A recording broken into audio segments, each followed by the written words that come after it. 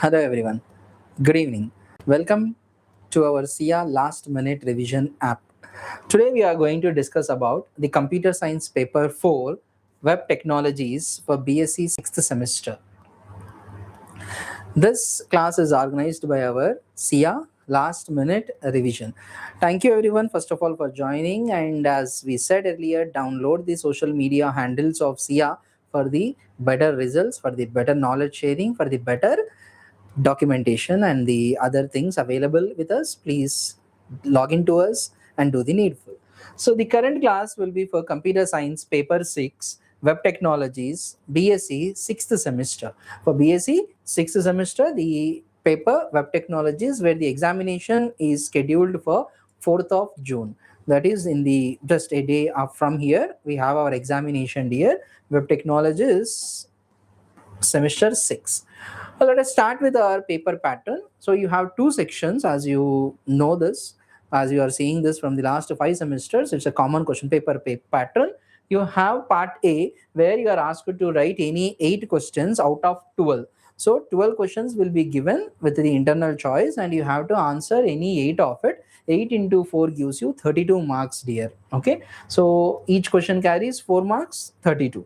And in the part B, you have 4 questions and you have to answer all the 4. Each question comes with the internal choice, so you have to answer any one of it. 13A or 13B, 14A or B, 15A or B, 16A or 16B. Please do not do the mistake of answering 15A and as well as 15B. Right? If you do so, only one question will be considered, and for only one question, marks will be allotted. Done? So this is your paper pattern, which is for part A and part B. In part A, we have 32 marks. 12 questions will be given, out of which you need to write any 8. In the part B, 4 questions are given and you need to answer all the 4. Okay. Without any delay, we will start with our actual course. We will jump into the unit number 1. Done, dear. And this particular session is only for the last minute revision, and the questions what we have taken here are the questions which is been repeated for the last 2 times or 3 times, and our team has analyzed and gave these questions. Done, dear. And again, if you just visit the SIA YouTube channel or SIA Instagram handle, you can see the previous question papers, that is which we have an exam schedule for last week and 2 weeks back. 70 to 90% of questions what you got for the current semester are from our SIA discussion. Done, dear. We discussed in the last minute revision app, and most of the questions in the question paper are appeared from this. Done. So please do follow our social media handles. Unit number 1, we will start with our question number 1. Define HTML list and explain the detailed types of list with a program. So we are going to start with what is a list in the HTML, and we are going to discuss about what are the different types of list available in the HTML with an example program. Okay, what do you mean by a list?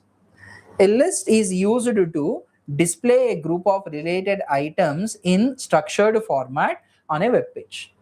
What is HTML list? The HTML list is used to display a group of related items in a structured format on a web page. To make it more simple, with the help of the HTML list, you will be displaying the data in the ordered format, in the bulleting format, or in the number format. Done, here. One by one, you will be able to display in the form of the bullets or in the form of the numbers with the help of our HTML list. Okay. So how many types of list we have? We have 2 important types of list: ordered list and unordered list. We have 2 important types of list. What are they, dear? Ordered list and unordered list.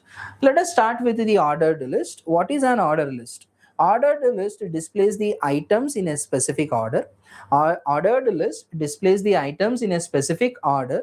Usually numbers are used for sequencing the items. You also have a chance of taking Roman numbers. You have a chance of taking alphabets as well. Done, here. With the simple attribute what we use, done with the help of that simple attribute, you can display the sequence of your items by using numbers or alphabets or by using the Roman numbers. Each item is enclosed inside the LI tag. We call it as list item tag. The entire list is enclosed within the OL tag, which we call as ordered list. Done. So the first one is ordered list. The tag which we use is OL.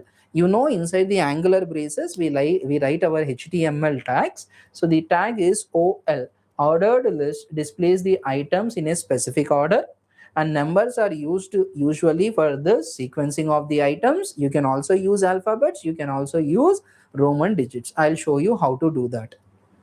Each item is enclosed in the LI tag. We call it as what here? List item tag. The entire list is enclosed in the opening and closing of OL tags. Okay. So we will see the syntax and example for this. Look at the syntax. OL is your tag which comes with an attribute called as type equals to A. When you specify type equals to A, your sequencing is done in the form of alphabets. So the next element will be B, C, D, E, F. The sequencing will be done in the form of alphabets. Where if you take type equals to 1, the sequencing will be done in the form of numbers. Where if you take sequencing, you want the sequencing in the form of Roman digits, you have to type equals to I. Done here. So we have OL, ordered list, type, and then inside this we have to write our list elements. LI open tag, LI close tag. In between this, you are asked to write the content which you want to display on a web page in this sequential order. Look at the example. So the doc type is HTML. It's the basic documentation line which we need to write, discussing that, stating that your program is of kind HTML. HTML XMLNS equals to HTTP WT W3. You know this. This is used for namespace of XML, which we discuss in the unit number 4, which we used for namespaces. Head tag, obviously you're writing the head tag with the title. Order list examples. You know, when you write title in the head tag, it will be displayed on the menu of your web page. Done here. This will be the name of your web page, which will be displayed on the top of your web page. For this, we use head and title. Title open, title close, head open, head close. Then obviously you are opening what here? Body tag. Inside the body tag, we will be writing our statements. So to start with, I wrote H1. H1 stands for what here? Heading tag. You know, you have heading tags from H1 to H6. We use our H1 tag steps to make a T. So I'm just writing the step-by-step process how to prepare a T. OL type equals to 1. In the syntax, I wrote OL type equals to A for alphabetical order, for the alphabetical sequencing. Now I am writing type equals to 1. So in your output, the sequencing will be in the form of numbers. Li boil water, Li add tea leaves, Li steep for 5 minutes, Li pour into a cup. So now this is the step-by-step process which I need to display. So all the statements I wrote in the Li open, Li close, Li open, Li close. Once your steps are completed, the OL tag what you opened, you need to close. Right? If you want to proceed with any another order, again open OL, again write the steps in the Li, close the OL. Like this, you can proceed further. You are done with your ordered list, then the body which you opened, you need to close. HTML what you opened, you need to close. And your output will be displayed on a web page like this. And your output will be displayed on a web page like this. Steps to make a T, step 1, 2, 3, 4. And automatically this order is displayed on the screen. How I am able to do this? I took ordered list. What is the tag? OL. Open the OL and which type of sequencing you need to write, please specify. Type equals to A, type equals to I, type equals to 1. Even when you are writing 1, you are expected to keep in the double quotation marks. LI stands for list items. The list of items what you want to display in the sequence order, you have to keep in the LI tag. Done. By this, you will be able to complete your ordered list in the HTML. The second one is unordered list, and the tag which we use for the unordered list is UL.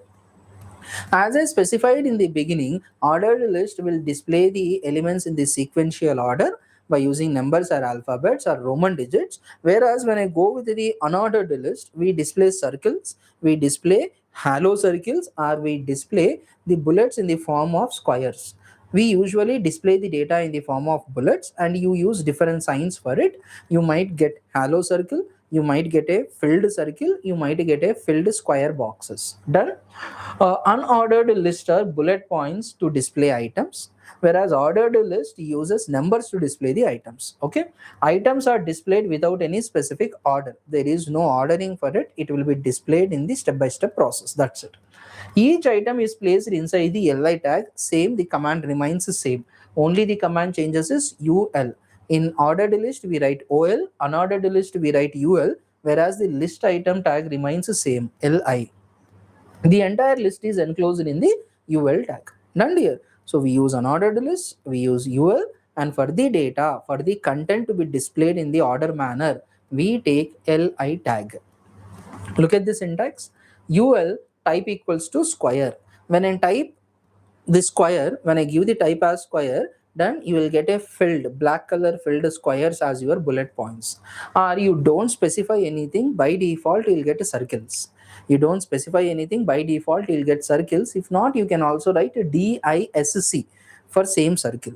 You want to get only the outline of the circle with halo, nothing is filled, you have to take type equals to circle, so that it will be filling the halo circles without anything. Li stands for what here? The list items. These are the items which will be displayed in the unordered list. So let us go with an example. As I said, documentation, which document you are working with HTML, you have to specify it. Then after, if you want to write any namespace of XML, you can write. In this particular example, I skipped it and I started with the HTML tag. You know, HTML is the first line of your program. HTML. In the HTML structure, we have the head and we have the body. So I started with my head. I gave the title as unordered list example. This will be displayed at the top of your web page like this. If this is the output screen, done here on the output screen on the top of your web page as a name of your page, you will get the unordered list example.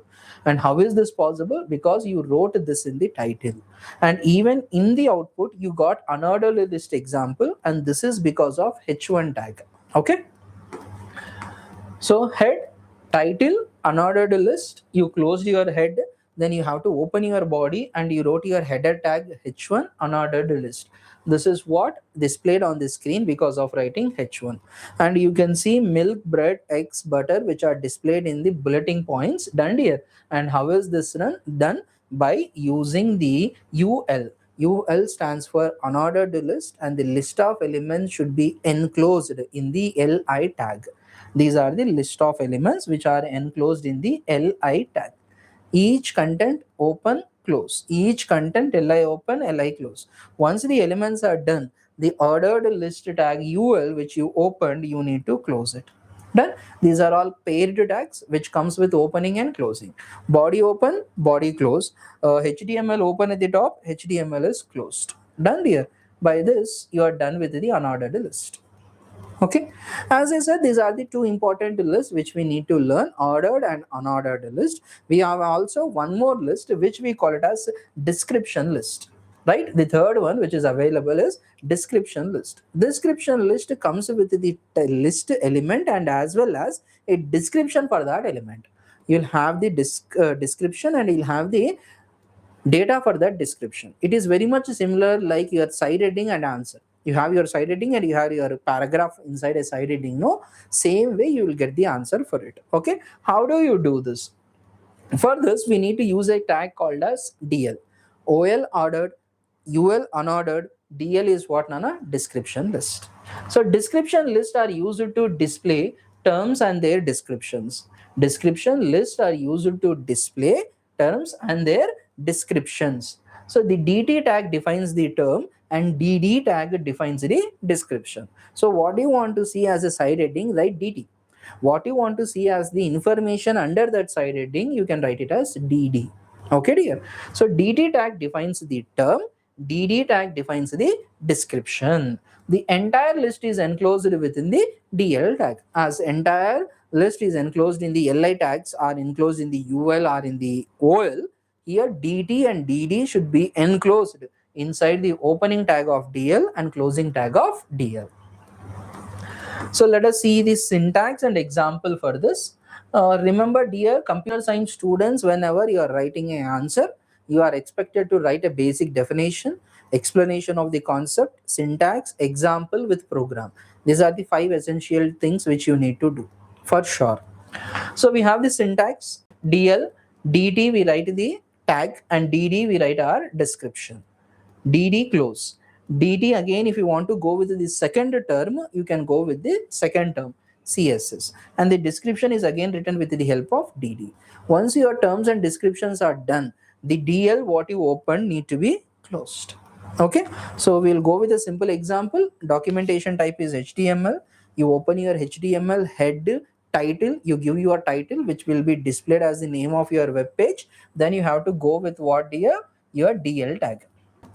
Okay, so body, inside the body I wrote my h1, the header will be displayed, header close, DL start with your description list, DT will be the term, DD will be the description of your term. DD will be the description of your term, DT will be your term. So in your output, it is displayed like this. All the tags what you opened, we closed it. Body opened, body closed. HTML opened, HTML closed.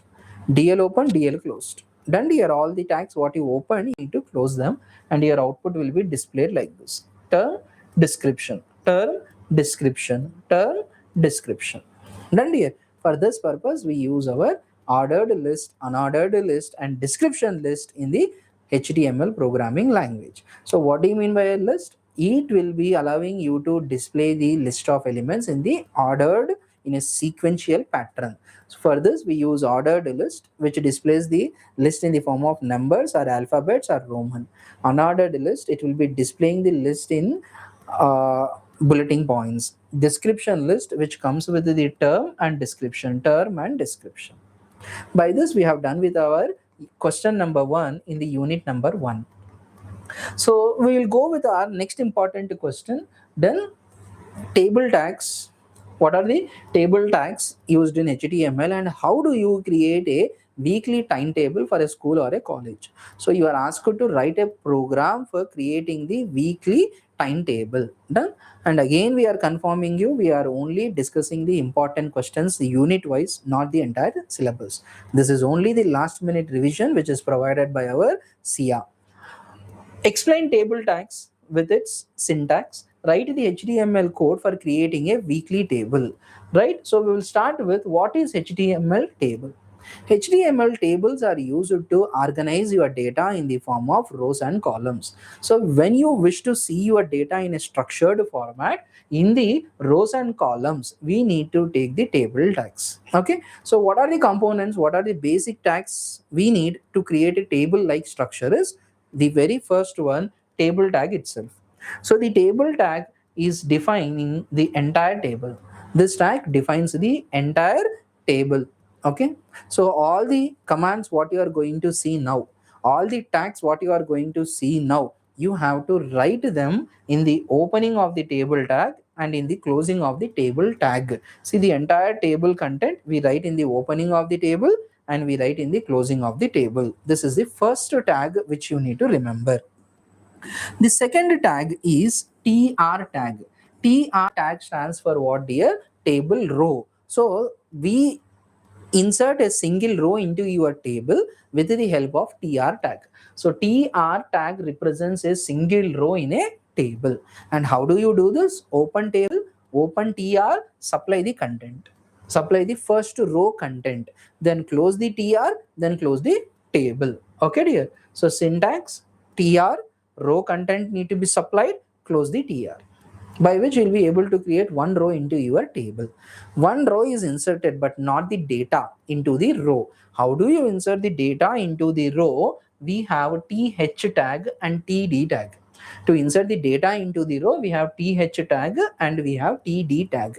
TH stands for header cells. So obviously when we create a table like structure, the first row is considered for our headings. So how do you insert headings separately? With the help of TH tag. Here you have to supply header.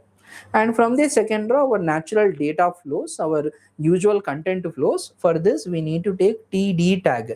TD stands for table data. Okay, it's quite easy, quite clear. TH stands for table header. TD stands for what, ma? Table data.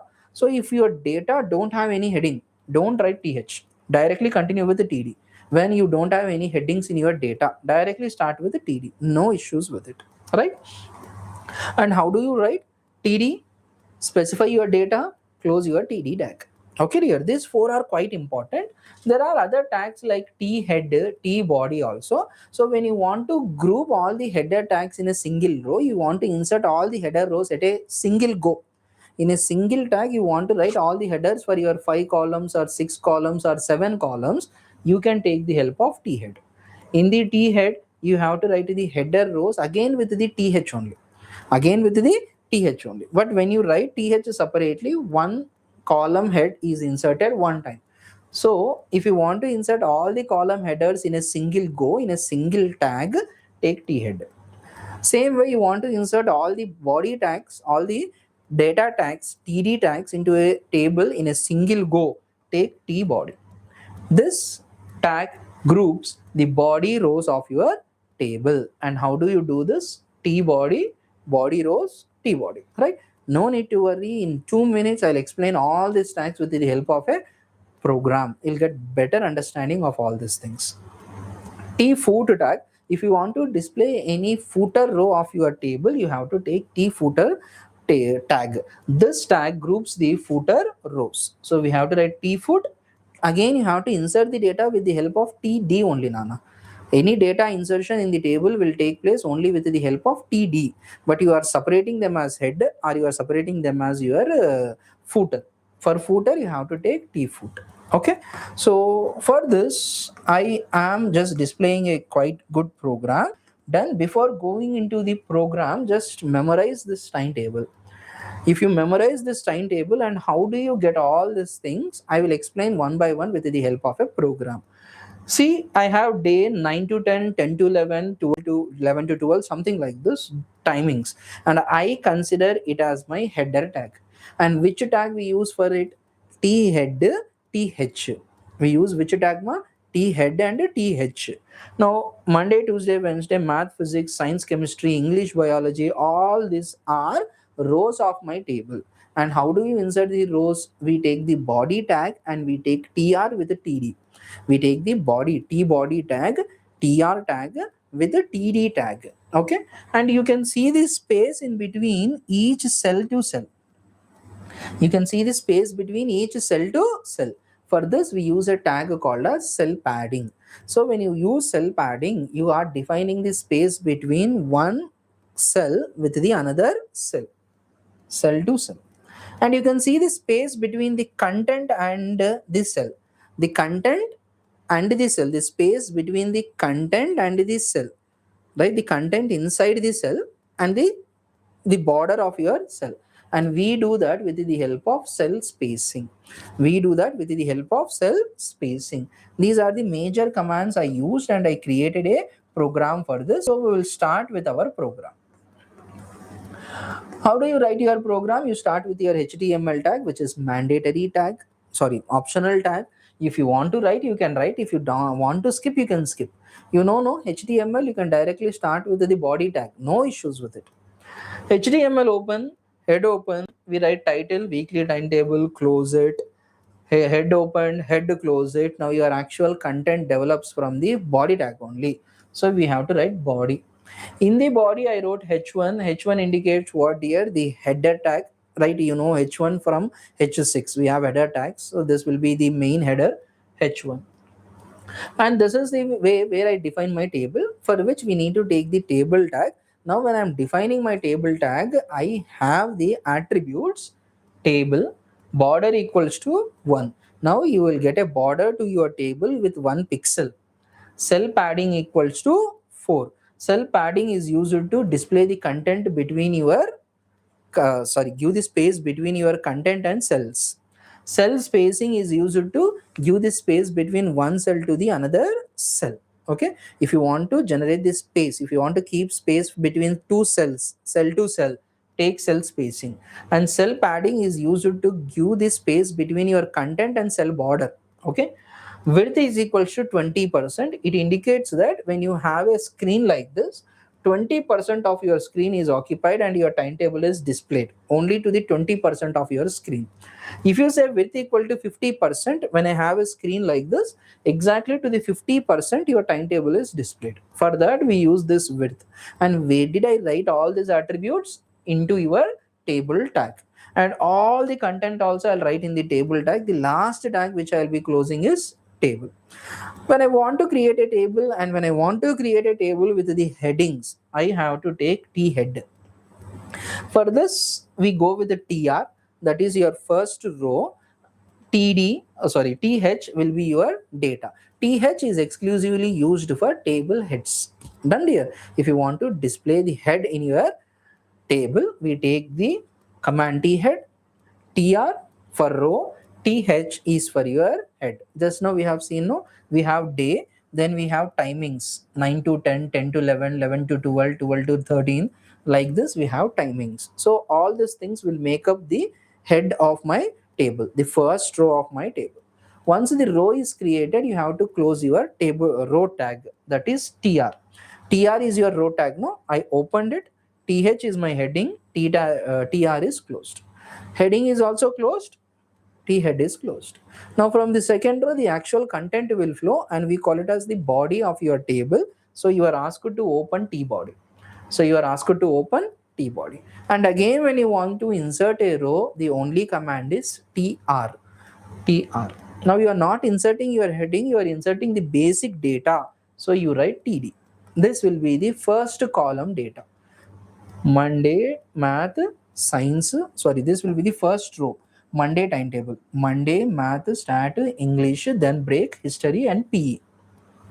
Then you have to insert second row. No? So first close the first row. TR is closed. Open the second row. Again, you are opening TR.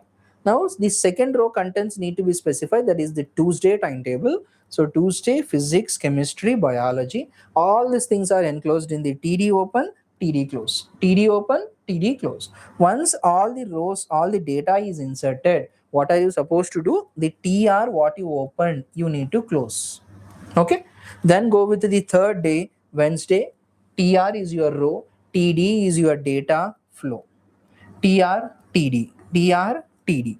Then when you want to insert a row, TR. When you want to insert the data, TD. When you want to insert a row, TR. When you want to insert the data, TD. Once the all rows are created for you, you have to close your table tag. Done here. You have to close your body tag. You have to close your table tag, the body of normal HTML, then close the HTML tag. So you will get a output like this. Done. So these are the commands which we are going to work. These are the tags which you are going to work in the table, creation of a table in the HTML. What is the first tag? Table tag. What is the second tag?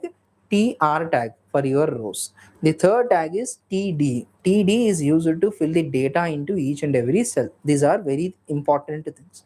Apart from this, we also have T head, which groups your head rows.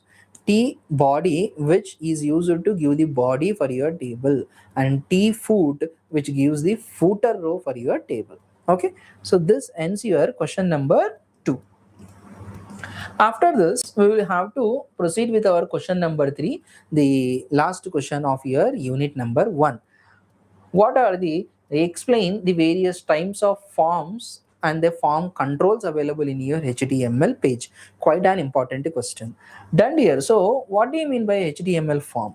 The form consists of the basic information which can be captured from a user. Okay, form is used for collecting the user inputs and sending the data to the web server for the basic processing. If you remember, when you created your Gmail or Facebook for the first time, the form was asking you to give your username, password, first name, middle name, last name, date of birth, your gender. All those things are created with the help of form elements. We capture them, we store them into your database for the further processing. That is called as your form. Let us have the definition for one more time. HTML forms are used for collecting the user inputs and sending data to your web server for the further processing. Form controls allow the users to input various kinds of data like text, like selection using the checkbox or radio buttons, or you can also upload a file and then you can submit the data or you can reset the data, right? Form controls allows the users to input various kinds of the data. You will be inputting in the form of text, you'll be inputting in the form of passwords, you'll be inputting in the form of selections by using the drop down list, by using the checkboxes or radio buttons, and finally you can submit your data or you can reset your data. Okay, so let us see what all the form controls available in our HTML. The first form control available in our HTML is text field. So the text field option is used to enter a single line of text input from the user. Like when you want to take the data in the form of username, the first name of the user, middle name of the user, for these things usually we use our text fields.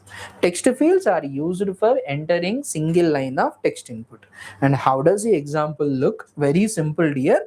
You have to write your input tag, and the attribute what I take for the input tag is type equals to text. And for this you can specify a name so that it will be displayed on the web page, that is name equal to username, and size equals to how many characters, 30 characters can be entered by the user. Sorry, 30 characters will be displayed on the screen. Maximum length is equals to 50 characters. So the maximum input can be given by the user is 50 characters, but for you on the output screen it will display only 30. So the remaining 20, what happens? You have to just to scroll, you have to use your arrow marks and you have to move around, that's it. Okay, so focus please. Input is your tag, type is your attribute, name is your attribute, size and maximum length are also attributes for your tag input. And which type of input you are expecting from the user? Text, which is visible to your naked eye. Name, which is displayed on the final output, final outcome web page, is username. How many characters it can display? 30 will be the size. But how many characters user can enter in the reality is 50. Maximum length is 50. Again, we will see a program for this even at the end of this question. Password fields, that is used to enter the password, and you know when the user enters the password, it is basically masked.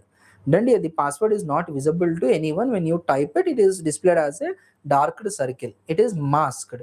For that purpose, we have to take the text field called as password. So this field hides the data which is entered by the user.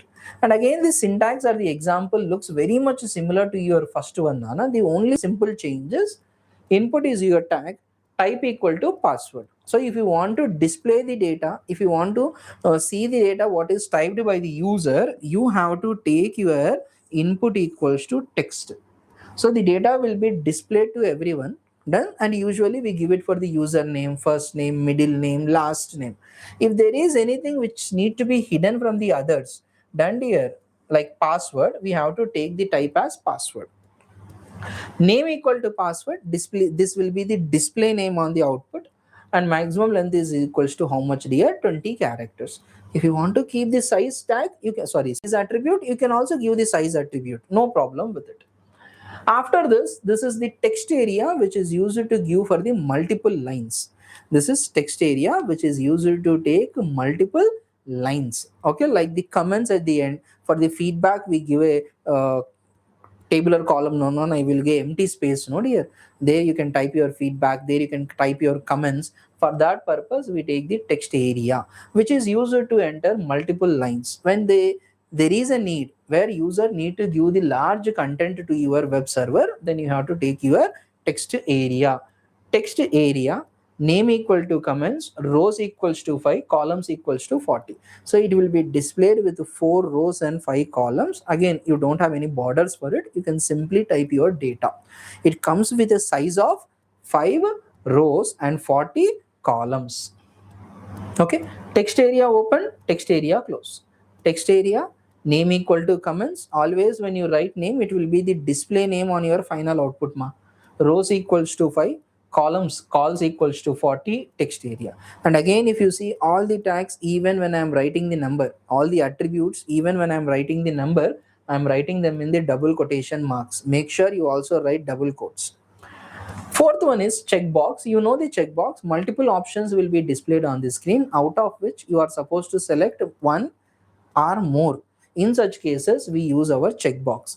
Checkbox is used to select multiple options, right? A little reverse to this is radio button, where radio button allows to select only one from the given group of options, right? Checkbox allows you to select one or more options from the given list, whereas radio button, which allows you to select only one. Automatically, when you select the first, second is disabled. When you select the second, third, first is disabled. Like you see in your Zender, when you select male, female is disabled.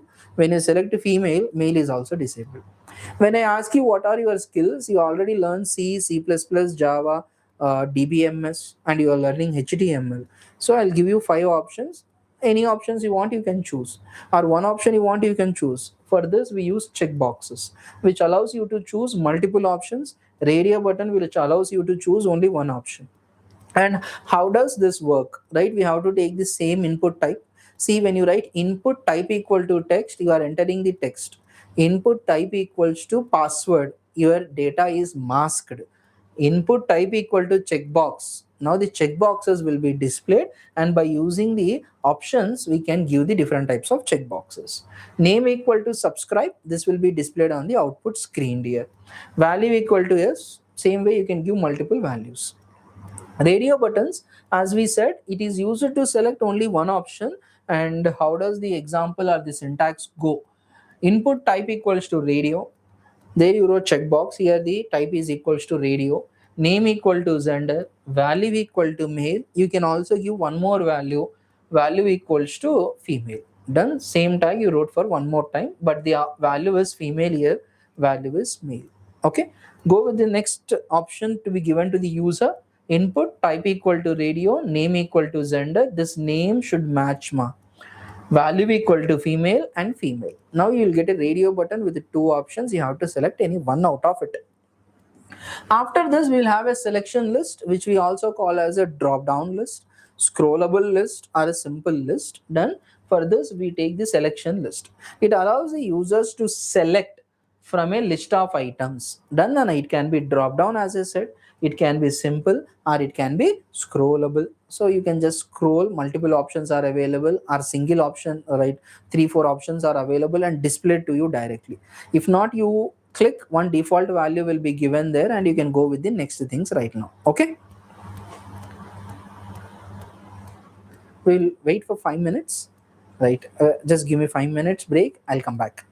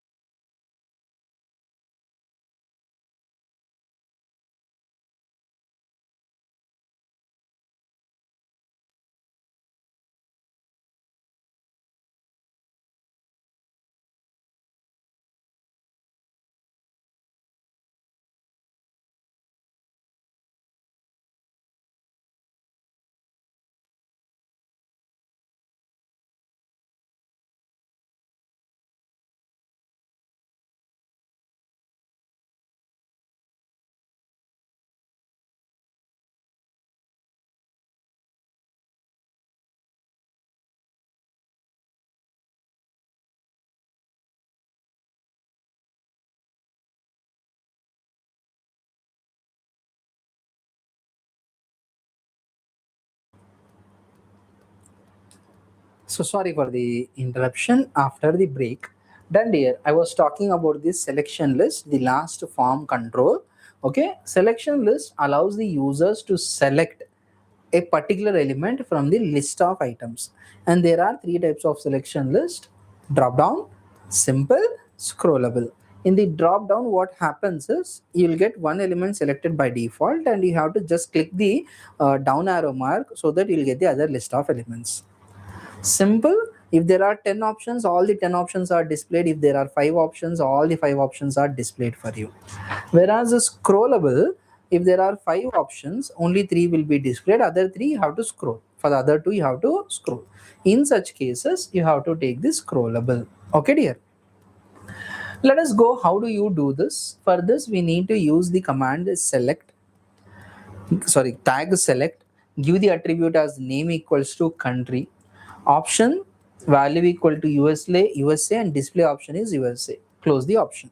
Go with the second option, value equal to UK, display option is UK. Close the option. You want to go with third option, please specify the third option by using the command option value equal to India, display is India, again option. Done here. Most of the times we consider this question is asked for 8 marks, and there are chances you might also get for 4 marks.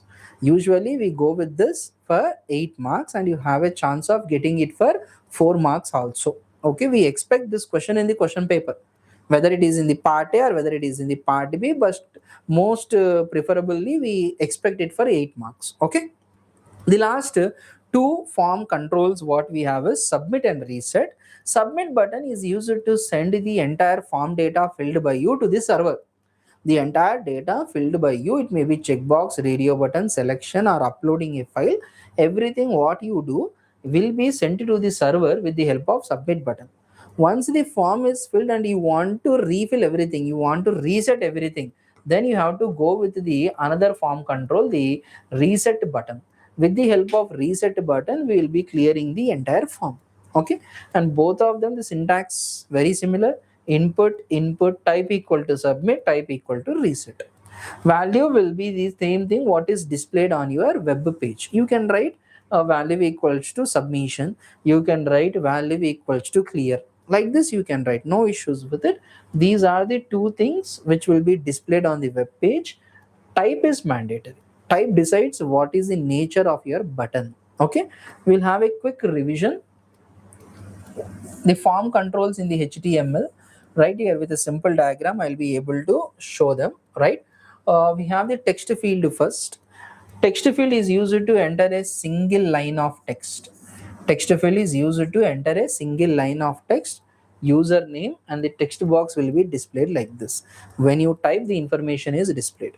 When you type, if the information need to be masked, you have to take password field. It is used to enter the password securely, and your password is entered. Text area, when you have to enter the multiple lines like this, you have to go with the text area. Checkbox, out of the given boxes you can select one or multiple things.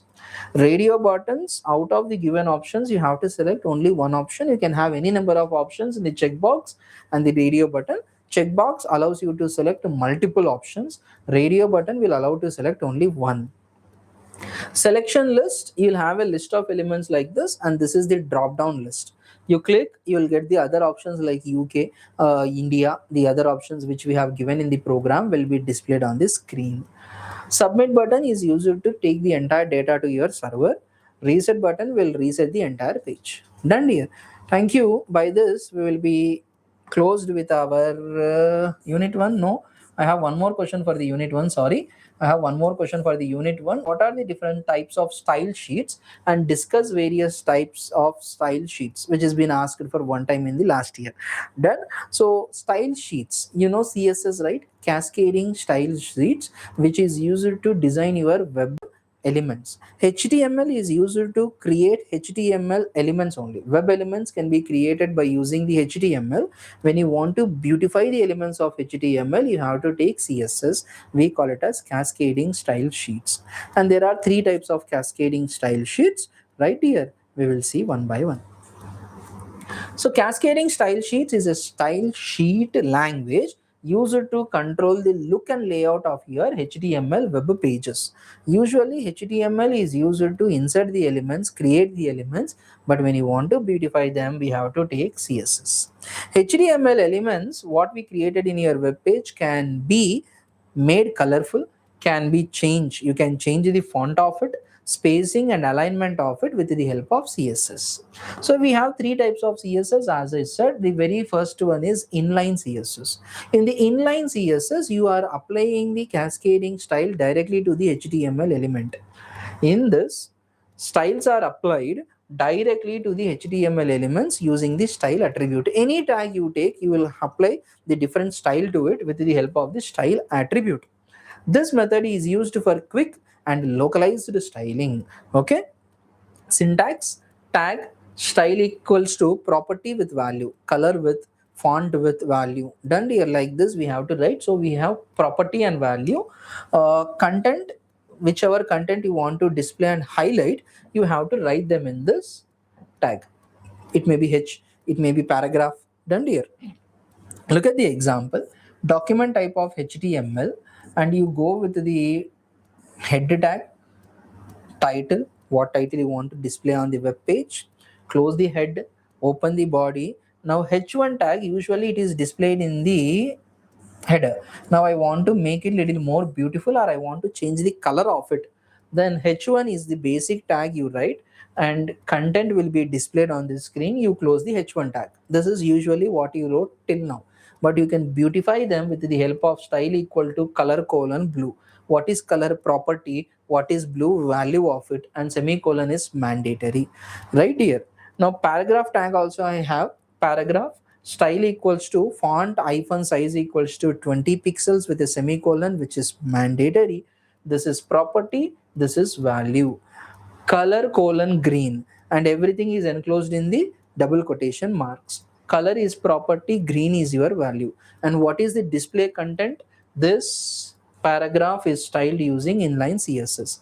Paragraph is open, paragraph is closed. Again, if you have one more paragraph tag, it will be displayed in the normal way. This style is not applied to the next paragraph tag. The style is not applied to the next paragraph tag because this is inline CSS. It will be applied only to one particular tag. Okay. Body open, body close. HTML open, no, HTML close. So this is how your CSS will be displaying these things. Okay, dear. After this, the second CSS is embedded or internal CS. The first one is inline CS, which is a localized style sheet we can apply for one particular tag. Now we have internal CSS, which we can apply in the style tag. The styles are included within the style tag in the head part of your HTML program. This approach allows you to apply styles to multiple elements within the same document. The difference between inline and internal is, if you write paragraph tag styling and there is one more paragraph style, it is not applied to the second one. But whereas here, for all the paragraph tags in your HTML page, you can apply one single style. Right? One single style can be applied to the any number of paragraph tags you use in your page. For that purpose, we take internal. Okay. How does the syntax look? In the head tag, you have to open your HTML tag and you have to write your selector. Selector indicates the HTML element like H1 or a paragraph tag. Open curly braces, property and value, close. So all the selectors what we use in that page will be applied with the same style. Like this we need to do. So let us see an example. Document type HTML, open HTML and open head. Where are you writing your style tags? Inside the head. So inside the head, done here, you write your basic title followed with the style tag you have opened, H1 with curly braces, color code red. So any tag, right, in any program, in your entire program, wherever you use H1, it will be displayed in the red color. Wherever you use the paragraph tag, it will be displayed with 18 pixels and color equals to purple, color colon purple. It will be displayed in the purple color with 18 pixel. And after this, what are you supposed to do, ma? Your style tag you need to close, head tag you need to close, open the body tag and write any number of H1s, any number of P tags. Now you write H1, this will be displayed in the red color only. Why? Because your selector, I wrote H1 color colon red. Now any paragraph tag you open, it will be in the purple color with 18 pixels. Right here. So you can go with purple color. This is paragraph is styled with using embedded or inline CSS. Done. You can do this. See the inline and internal. In the inline you can apply the styling only for one element. Internal you can apply the style for one selector. So any number of tags you can write for that and it will flow with the same pattern. Okay, because we are in the dark mode of the screen, you are not able to see the colors. Right, when I change it to the light mode, no, you will be able to see it. External CSS, this style sheets are stored in a separate file. Now what happens is you can create the style sheets into a separate file and you can apply that style sheets to any number of HTML web pages. See how we are progressing. In inline, you apply only for one element. In internal, you apply for one program. In external, your CSS is written as a separate file which is linked to the HTML document using the link tag. One external CSS style sheet can be linked with multiple number of HTML pages. So all those pages will flow the same kind of styling. For that we use external CSS. Then the syntax is link relation equals to style sheet, reference equals to style sheet dot css. Right, your relation is style sheet, how you are linking with the help of rel attribute, and h reference, you know this anchor reference tag equals to style sheet dot css. Now this is written as a separate thing and this line is written into your HTML page. So this separate file will come to your HTML page. Program. So first you need to write your CSS file. Please open a notepad, type your lines and save your program as .css. Body background color equal to yellow, h1 color is blue, and you have to close your CSS. Your body will be yellow color. Nowadays you have seen, till now you have seen the entire program with the white background. Now the background changes to yellow. H1 color colon blue. External style sheet HTML, you have to open the HTML page and here you have to link your CSS. How do you do this? HTML open, head open, and you go to your next link, rel equals to style sheet, reference equals to example.css. The CSS what you opened there, I linked it here. Close the head. Body is open. Inside this we write h1. Now your entire body is displayed in the yellow color. That's it. Because you opened the body, I wrote CSS yellow background color equals to background color colon yellow. Now your entire body is displayed in the yellow color only. The paragraph or h1 tag what you use, the styles what I have done in the CSS will be applied to it. Okay dear. So the body open, close, HTML opened, close, done. Maybe you can see a reference of it, no? You'll displaying in the yellow background, welcome will be in a different color. Okay, this is external CSS. Done. So we have three types of CSS: inline, internal or embedded, external. Inline we apply it only for one particular element at a time. H1 style equal to color I colon blue, heading H1. Now only this H1 will be in the blue color, not the other tags. Internal we write in the style section of your head part. So all the h1 tags in your program, all the h1 tags in your web page will follow the same style. Color will be blue. Every tag, every h1 tag of your page will follow the same style. External we write in a separate CSS file and the CSS file can be linked into one or multiple HTML pages. So all those HTML pages will follow the same styling what you have decided in the external CSS. Done dear. Thank you. By this we complete our unit number 1 and we jump into our unit number 2. In the unit number 2 we will be discussing in detail about different types of operators available in the JavaScript with suitable examples, right? So in the scripting language, what are the different types of operators available, we will be discussing with it. To start with, and again, all these operators which are very much similar to your C++, Java, Python, DBMS as well, SQL as well, all the things what you used in your previous semesters, it will be very much similar to them. So to start with, what is an operator? An operator is a special symbol which is used to specify that a particular action will be performed on operands. A operator is a special symbol that performs a specific operation on one or more operands. So when I write A plus B, plus is operator, a special symbol. A, B are called as operand. Now plus is a special symbol which is used to add the values of value of A with the value of B. That's the operation we perform. Types of operators: we have arithmetic operators, logical operators, relational operators, assignment operators, and bitwise operators. We also have ternary operator, that is called as conditional operator. To start, we will go with our arithmetic operators, where we perform the arithmetic operations like addition, subtraction, multiplication, division, and modulus. So look at the tabular column for arithmetic operators. First, addition. Addition is used to add two values and it is represented with the help of a plus symbol. So when you write plus between two values, addition is displayed on the screen. Second one is subtraction. We use the hyphen symbol, the minus, which is used to subtract the second value from the first. So 10 minus 4 is 6.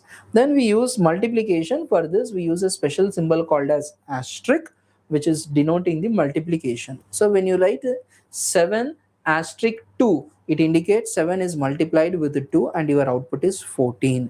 Then we have two important things, forward slash is for division, percentile is for modulus. Forward slash is for division, percentile is for modulus.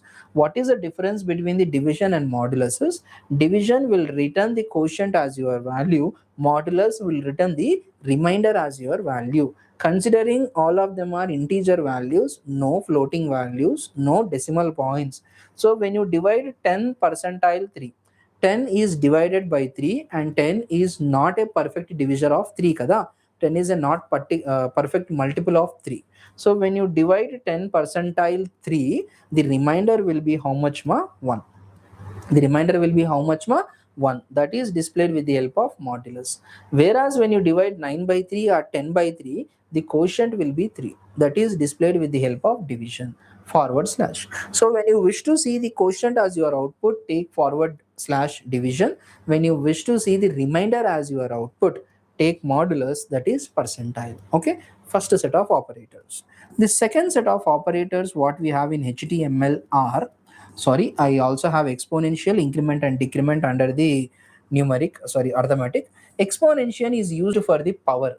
So when you want to see the 2 to the power of 3, 2 raised to the power of 3, we need to use double asterisks, where the first number indicates the base, second number indicates the power.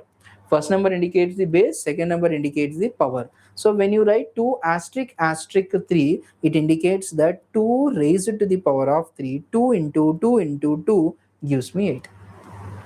And increment and decrement operators are called as unary operators, which is used to increase the current value of your variable by 1, current value of your variable by 1. If you want to increase, use increment operator. If you want to decrease, use decrement operator. So it is denoted as plus plus and minus minus. Increment operator, when I use x equals to 5 and when I write x plus plus, it indicates that x value will be increased by 1, which indicates that x equals to x plus 1. You increase the value of x by 1, 5 becomes 6. Decrement operator, which is used to decrease the current value of your variable by 1. So when I write y equal to 10 and y minus minus, the current value of y is 10. It will be decreased by 1 and your answer is 9. Okay. So these are the arithmetic operators. Second one is assignment operators, which is used to the assign a value of its left operand based upon the value of its right operand. When I say left and right, it is not for me, it is you, for your left and right. So when I write x equals to 5, done here. When I write x equals to 5, here x is considered as the left operand, I is 5 is considered as the right operand. So the value of this right operand will be stored into left. That is what we are doing in the assignment operators. It will decide the value of its left operand based upon the value of its right operand. So the right value will be stored into left. What we have? We have simple assignment which comes with the equals to. So when you write x equals to 10, the value of 10 is stored into x. We also have shorthand arithmetic assignment operators like this. Assignment with the arithmetic operation plus equals to. So it will add and it will assign the value to your x. So when you write x plus equals to 5, first what happens? The 5 value will be added to the current value of x, then the updated value will be stored into x, right? Are you able to get? No, 5 will be added to current value of x and the result, updated result, will be stored into x. For suppose x equals to 10, when you write x plus equals to 5, it is 10 plus 5 and the result will be stored into x. It can be read as x equals to x plus 5. X equals to 10 plus 5, 15 will be stored into x. Same way you can also perform subtraction where y value is considered as what, dear? 10. Y value is considered as 10. So when I write y minus equals to 3, it is y equals to y minus 3. It is y equals to 9 minus 3. It is y equals to 6. This 6 value will be stored into y. Okay. So what we do is we subtract the number from the current value and then you assign it. You also do with multiplication. Z asterisk equals to 2 indicates that Z value is multiplied with 2 first, then it is stored into Z. A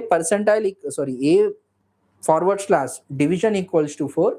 You divide the A value by 4 and whatever the quotient you get, store into A. Then we have comparison operators. Comparison operators are used to compare two operands, two values, left value and right value of your double equal to symbol. That is called as comparison operator. And remember, always the output of comparison operator will be a Boolean result, that is either true or false. Typically 1 represents true, 0 represents false. Always the result of the comparison operators will be a Boolean value, that is true or false. Done here. So how do you do this? Operator equals to symbol used. For this we use double equal to because single equal to is already used for assignment. You can't use it. So go with double equal to. Checks the equality with the type conversion. So when you write 5 equals to double quotes 5, double quotes 5 is a string. First 5 is a number. Now it will convert and it will then check. That is called as equals to. It checks the equality with the type conversion. This 5 by default, Nana, this is the rule. JavaScript converts the string content into number directly. When you use double equal to and when you are comparing with a number, it is automatically converted. It is a written rule. 5 equal to double quotes 5. It is converted into number. Then it will check. 5 and 5 are same, kada? You got the output as true. Where you want to check even with their data type, you have to go with the strict equals to, that is triple equals to symbol. In the triple equals to symbol, it will check the value and as well as the type. See, 5 is a number, here 5 is a string. Why? It is in the double quotes and both of them are not same. Hence your result is 5. False. Here it is true because it will convert 5 into number. Number is checked with number, true. Here conversion is not taking place. Number is number, string is string, and both of them are not same, false. Not equal to is also same here. Not equals to is used to check whether both values are not same, then the output is true. If both the values are same, then the output is false. You want to go with type conversion, strictly you want to check the type of the variables, then you have to take exclamatory sign with double equal to, exclamatory sign with single equals to. This is type conversion. It will convert 7 into a number. 6 is not equal to 7, yes. This is 6 is not equal to 6. Here conversion is not taking place. 6 in the double quotes is a string. 6 without double quotes is a number. Number is not equals to string. And then you have traditional comparison operator, that is less than or greater than. Right? Left value is greater than the right, true. Left value is less than the right, true. If not, false. You can also go with greater than or equals to, less than or equals to. Done, dear. The next set of elements are logical operators, which is used to combine two or more conditions. For that, we use our logical operators. These are symbols which is used to combine or manipulate Boolean values to control the program flow. When you want to check two or more conditions in a single go, we have to take with our logical operators. And there are three simple logical operators: and, or, not. Logical and says true and true is only true. If both the conditions are true, then only your output is true. True and true is true. True and false is false. False and true is also false. False and false is also false. Logical and becomes true only if both the conditions, both the elements are true. Logical or says if at least one element is true, the entire condition is also true. If any one condition is true, the entire condition is also true. For that, we use or. True or true, true. True or false, true. False or true, true. False or false is only false. Logical and is true only when both the conditions are true. Logical or is false only when both the conditions are false. Not, it is just a reverse reciprocal of it. True becomes false, false becomes true. For that, we use logical operators. Same way, we can also have, we can directly apply on the bit level of a number. For that, we go with the bitwise operators. These are used to manipulate the numbers at the binary level. So first you need to capture the input from the user. Then you have to convert this input into ASCII codes, American Standard Code for Information Interchange.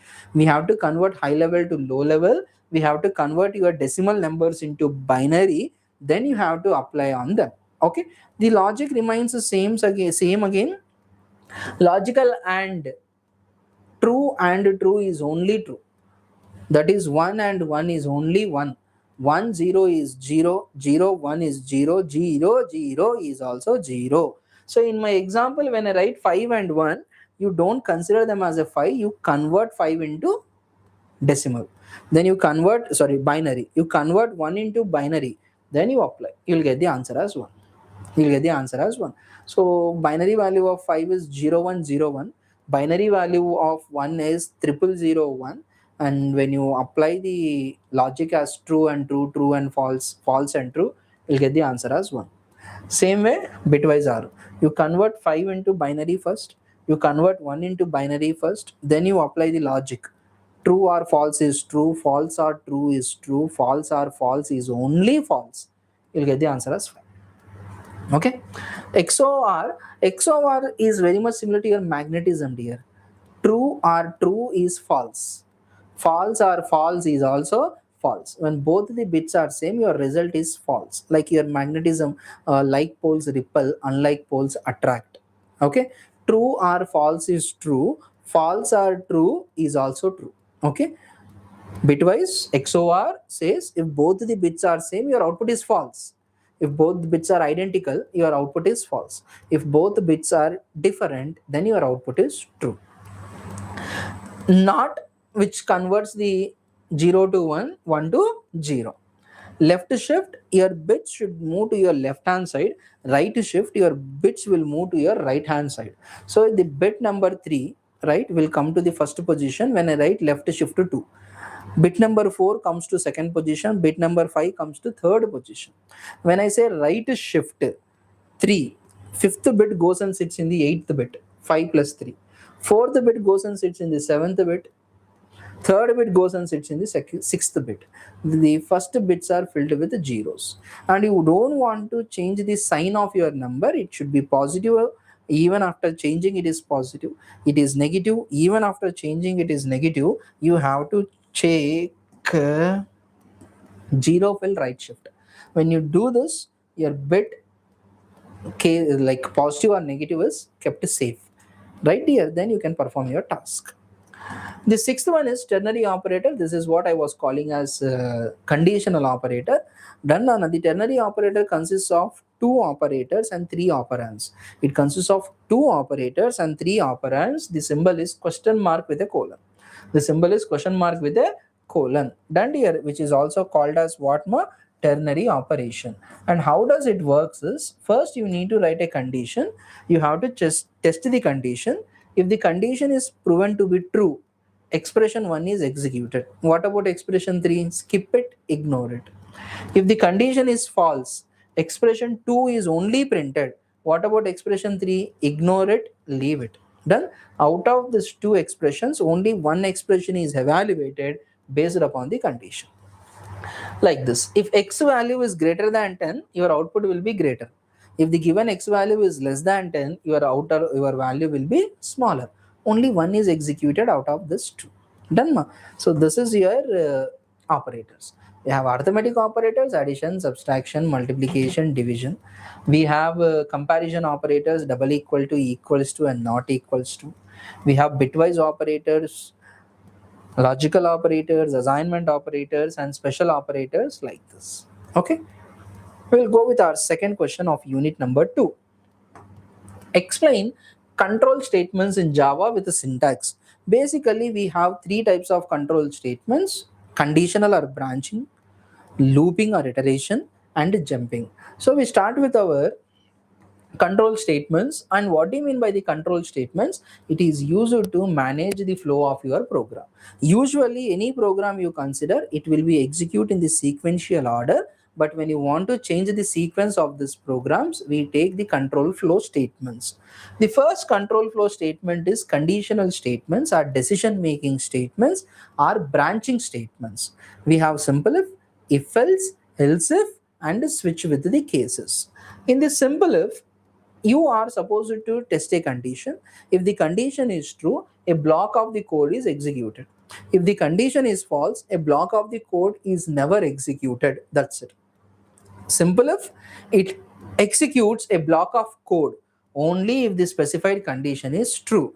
If the specified condition is false, this block of code is not executed. As simple as that. So the syntax: if with condition, you have to write the code within the curly braces, flower braces. This code is executed only if the condition is true. This code is not executed if the condition is false. Look at the example, quite simple. I took a variable let age equals to 18 with a semicolon termination. If age is greater than 18, I wrote console.log eligible to vote. So output will be displayed as eligible to vote.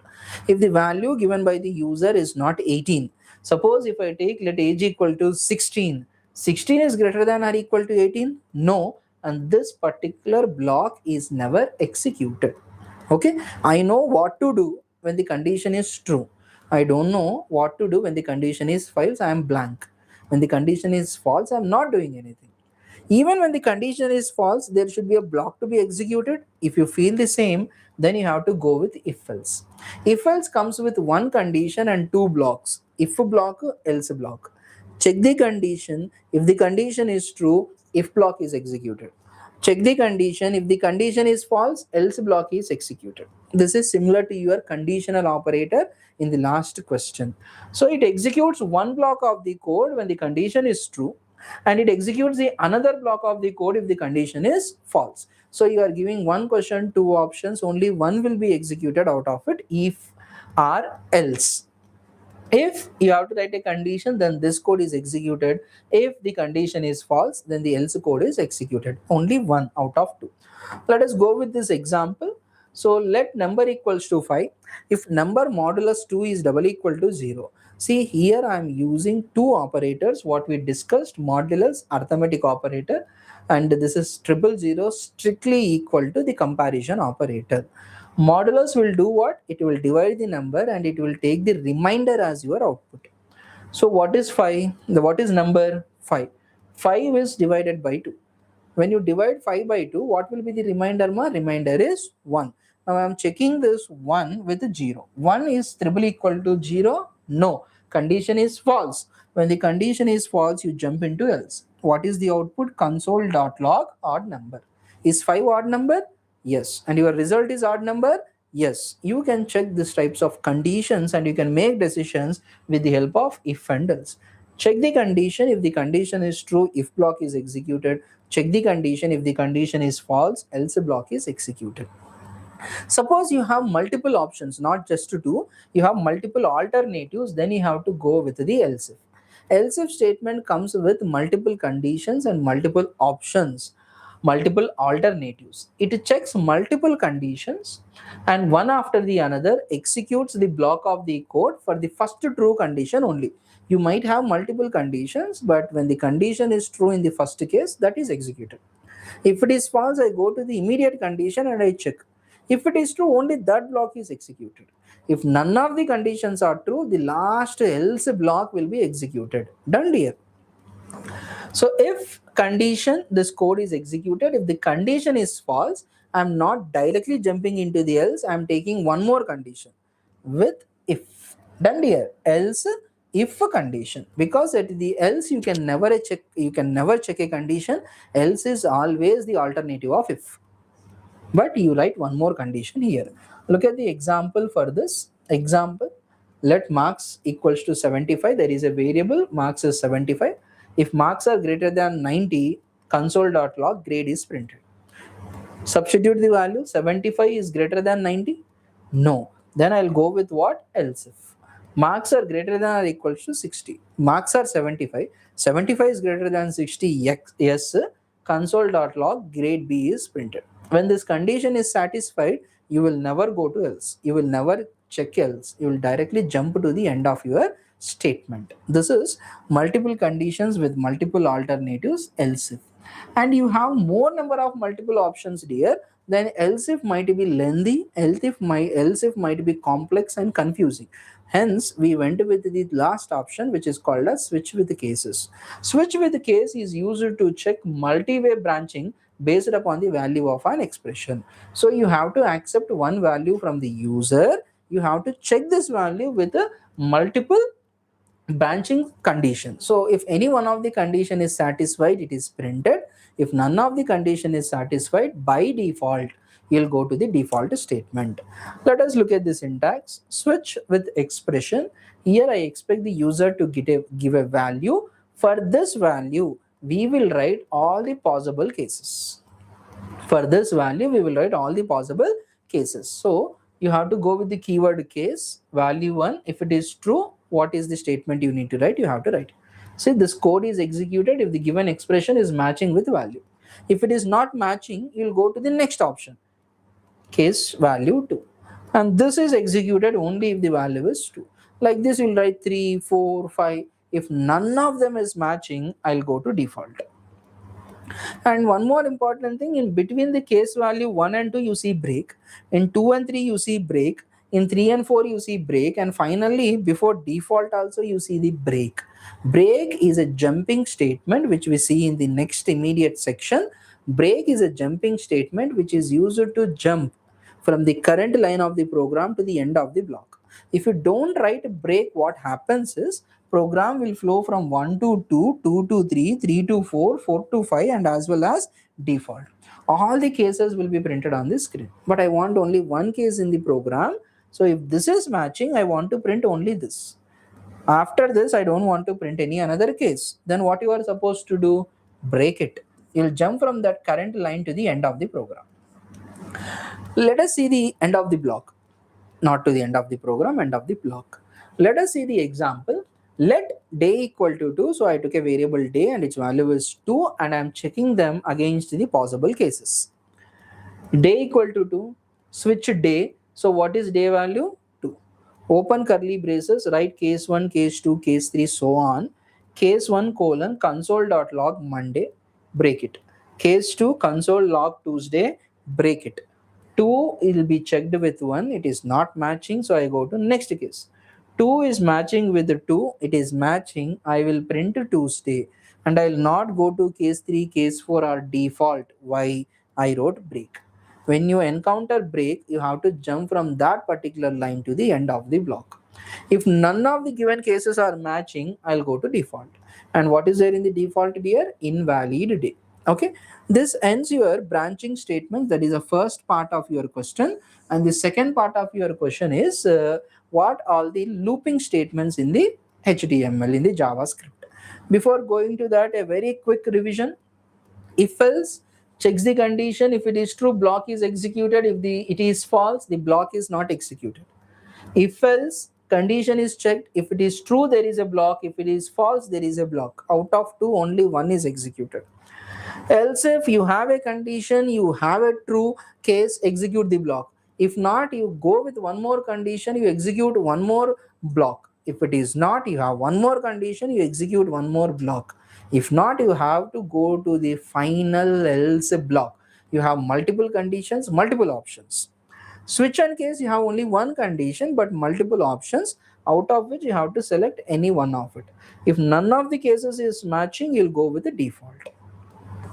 The second part is what more conditional statements, or we also looping statements. We also call them as iterative statements. When you want to execute a block of statements for multiple number of times, we take the looping statements. Looping statements are useful when you want to execute a block of statements for multiple number of times. They provide a mechanism to perform the repetitive task efficiently, reducing the redundancy in the code. The primary looping statement in JavaScript are while, do while, for. Done here. For, while, and do while. So let us go with one by one. Let us start with the for loop. It is the most commonly or most widely used looping statement, which allows the block of code to be executed repeatedly based upon the specific condition. Till the condition is true, the block of statement is executed for multiple number of times. Once the condition becomes false, the block is exhausted, the block is exited. It will stop executing it. How does the syntax look? The for loop comes with the three important parts: for, initialization, then we have condition, then we have increment or decrement. After this, we have the body of your for loop. And most important thing is, how does the for loop executes? Look at the sequence. First, initialization is done. After initialization, I jump to condition. If the condition is true, then I jump into the body of the loop. I come inside the body. Code is executed. Once the code is executed, once I reach to the end of the loop, I will go and do the increment or decrement. This increment or decrement is done. Then you check the condition again. If the condition is true again, come inside, execute the code for second time. Then when you reach to the end of the loop, you go to the increment or decrement. You again do this increment or decrement. From there again jump to condition. If the condition is proved to be true again, get inside the body and execute the body for third time. Like this you have to do for repeated number of times until your condition is true. Once the condition becomes false, you never go inside and your condition is stopped. So you need to be very careful. This increment and decrement should take you from the initialization to condition. You should make the condition false, then only loop is stopped. If not, what happens? It becomes a infinite loop. Your condition is never false and your loop is never stopping. Your program is going on like that. Example, let I equal to 1, I less than or equals to 5, I plus plus. See, I wrote I 1 and I'm moving till what, Nana? 5 plus plus. If I write I minus minus, what happens? 1 becomes minus 0, 0 becomes minus 1, minus 2, minus 3, minus 4, and all of them are always less than 5. It leads to infinite. So where do you start? Where do you stop? How did you reach from your start to stop? Always you have to write your increment or decrement such that your condition will become false. You have to satisfy that. Code to be executed. So I equal to 1, I less than 5, condition is true, come down, print I value 1. Then go to I plus plus, it becomes 2, 2 less than or equals to 5, yes, come down, print 2. Then again go to I plus plus, it becomes 3, it becomes 4, it becomes 5. When it becomes 6, 6 is less than or equals to 5, absolutely no, stop printing it. Okay. Very much similar to your for loop, we also have the while loop. Here you write your initialization separately, condition separately, increment and decrement separately. If not, the concept and the working of while loop is similar to for. While loop is used to repeat a block of statements for multiple number of times until the specified condition is true. Syntax: while with condition. If the condition is true, what is the code to be executed? Okay. So look at the program. I equal to 1 while I less than 5. I value is 1. Is I less than 5? Is 1 less than 5? Yes. Come down, print I value, and you do I plus plus. If you again don't do this I plus plus, your I value is 1. 1 is always less than 5. Your loop leads to infinite. So 100% you need to write I plus plus. So your loop should become false. Then only it is perfectly written. Then the last one is do while loop. Do while loop is also used to check a condition. If the condition is true, block of statements are executed. But what is the difference between the while loop and do while loop is it is used to execute a block of code at least for once. While loop is considered as the entry controlled loop. You check the condition. If the condition is true, then only you go inside and execute. Whereas do while loop is called as exit controlled loop. You jump into the body of the loop first. You execute the block of the code at least for once first, then check the condition. If the condition is still true, repeat the task. If the condition is false, stop the block and your block is executed at least for once. Unlike from your while and for. In while and for, we check the condition. If it is true, then only we execute. In do while, as the name first comes, do the task first, execute the body, then check the condition, right? Let I equal to 1, do. You are not checking any condition, you are directly jumping into the block, do the task. Console.log, print the value of I, 1, I plus plus 2, then check the condition. 2 less than or equals to 5, yes. Repeat it. If I value is 11, assume I value is 11, do console.log of I, print 11, I plus plus 11 plus 1 becomes 12, while I less than or equals to 5. 12 less than or equals to 5? Absolutely no. But your body is executed for once, right? This is your looping statements. You can look at this screen, the simple flowchart, the comparative study for while and do while, right? Do while, you start, execute the block, then check the condition.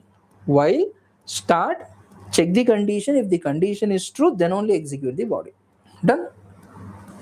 The third one and the last one is jumping statements. We have two types of jumping statements, that is break and continue, which is used to alter the normal flow of the program and function execution. Remember, when you encounter the break, you are jumping from the current line of the program to end of the block. When you get continue, you are jumping from the current line of the program to the beginning of the block. So again the program is executed, again the loop is executed. In the break, all the other iterations are skipped. In the continue, only that particular case is skipped and the next one will begin again. Break statement, it terminates a loop or a switch statement immediately. Break, let I equal to 1, I less than or equals to 5, I plus plus. So this loop should rotate for 1, 2, 3, 4, 5. It will become false only when the given condition is given I is 6. But inside this I wrote a if statement. If I is triple equal to 3, strictly equal to 3, break. So your output will be displayed only for 1 and 2. When the I value becomes 3, 3 is triple equal to 3, true, and what did I write? Break. Even your condition is still satisfied, still it can execute for 3, 4, 5, but I stopped it and I controlled it with the help of the break statement. Break will take you to the end of the program, right? Continue, it skips the current iteration of the loop only, and it will take the control from the current line of the program to the beginning of the program. For that we use continue. Okay, you just need to write continue where? Again inside a block. How do you do this? Example, let I equals to 1, I less than or equals to 5, I plus plus. If I value is triple equal to 3, continue. So how does it execute this? I value is 1, 1 less than or equal to 5, yes, come down. 1 is equal to 3? No. So don't continue, print I value, 1. I plus plus becomes 2. 2 less than 5, yes. 2 equal to 3? No. Don't go to continue, print I. Then I plus plus becomes 3. 3 less than or equals to 5? Yes. 3 is equal to 3? Yes. And then I will see continue. Continue will take what? The control from the current line to beginning of the program. It will not go down. I will not print 3 value. I'll print 1. I'll print 2. When it is 3, I say continue. Go to I++. 3 plus 1 becomes 4. 4 less than or equal to 5? Yes. 4 is equal to 3? No. Then print 4. So your output is 1, 2, 4, 5. Whereas in the break, your output is only 1, 2. Break will take to the end of the block. Continue will take to the beginning of the block. Okay. This will close your question number 3, that is the control statements in the C programming language. After this, we have to discuss about what is a function in the C programming language. Done here. Return I'll explain in the function. Done. Return value is used to take the value from the calling function to the called function. Right? Whoever the function is calling me, I'll supply the value to the called function with the help of return. Okay, dear. Last question of our unit number 2, define function and explain how do you create a user defined functions. What is a function? A function in a JavaScript is a reusable block of code which performs a specific task. A function in JavaScript is a reusable block of code which performs a specific task. Any task which you want to perform in the C language, in the HTML, we take the help of functions. A function is used to organize the code, reduce the repetition, and improve the readability. The entire complex program can be divided into smaller parts by which your repetition is reduced, redundancy is reduced, and code reusability is increased. That block is called as what? Function. Function in JavaScript is a reusable block of code which performs a specific task. Functions helps in organizing the code, reducing the repetition, and increases the readability. Function can be called multiple times with the different inputs. We have seen if else, they are called as conditional calls. This is unconditional call. You can call the function for multiple number of times with the different inputs that generates you different outputs. Functions are created using the function keyword, and let us see the syntax for it. How do you create a user defined function? Built-in functions which comes with the software, which comes with your application, you have to use it. User defined functions, if the given built-in functions are not satisfying your case, not satisfying your purpose, you can define your own function, that is user defined function. A user defined function is created by the programmer according to the program requirements. According to your wish, according to your requirement, you can do. And when you want to do this, there are 4 important parts. The function name, which is a unique name, you can call your function by this name. Parameters, which are optional. The calling function can send the values to the called function by using parameters. Function body, the actual code which is written in your function, the basic working features are written inside the function. The ideology of your function will be written inside the function body. And return statement, the value which are generated in your function can be sent back to called function with this. Remember, function is executed only when someone is calling. Right? We call it as calling function, and user defined function is called. Calling function can send the values to the called function, done here by using this parameters. The called function will execute, user defined function will execute, and the output can be sent to calling function with the help of return statements. This is the data communication between or from the called function to calling function. Main will call user defined. Main will send the parameters to user defined. User defined will execute and it will return value back to main. Syntax, we have to use the keyword function. You have to give a unique name for function and the parameters of any kind, any number. Code to be executed, and after executing the code, we give the result back to main, result back to calling function. For that, we need to write return. Okay, so function is the keyword. Name of the function you are supposed to specify, which is a unique one. Parameters are the data communication from the calling function. Return, data communication from the called function to calling function. Your function will do the task, value will be sent back to one who is calling you. For that, we write return. Calling a function. A function is called or invoked by writing its name followed by the parenthesis. A function is executed in JavaScript only when it is called. If not, it is just a piece of code which is not doing anything. So a function will be invoked or called by writing its name, parenthesis, and parameters if any.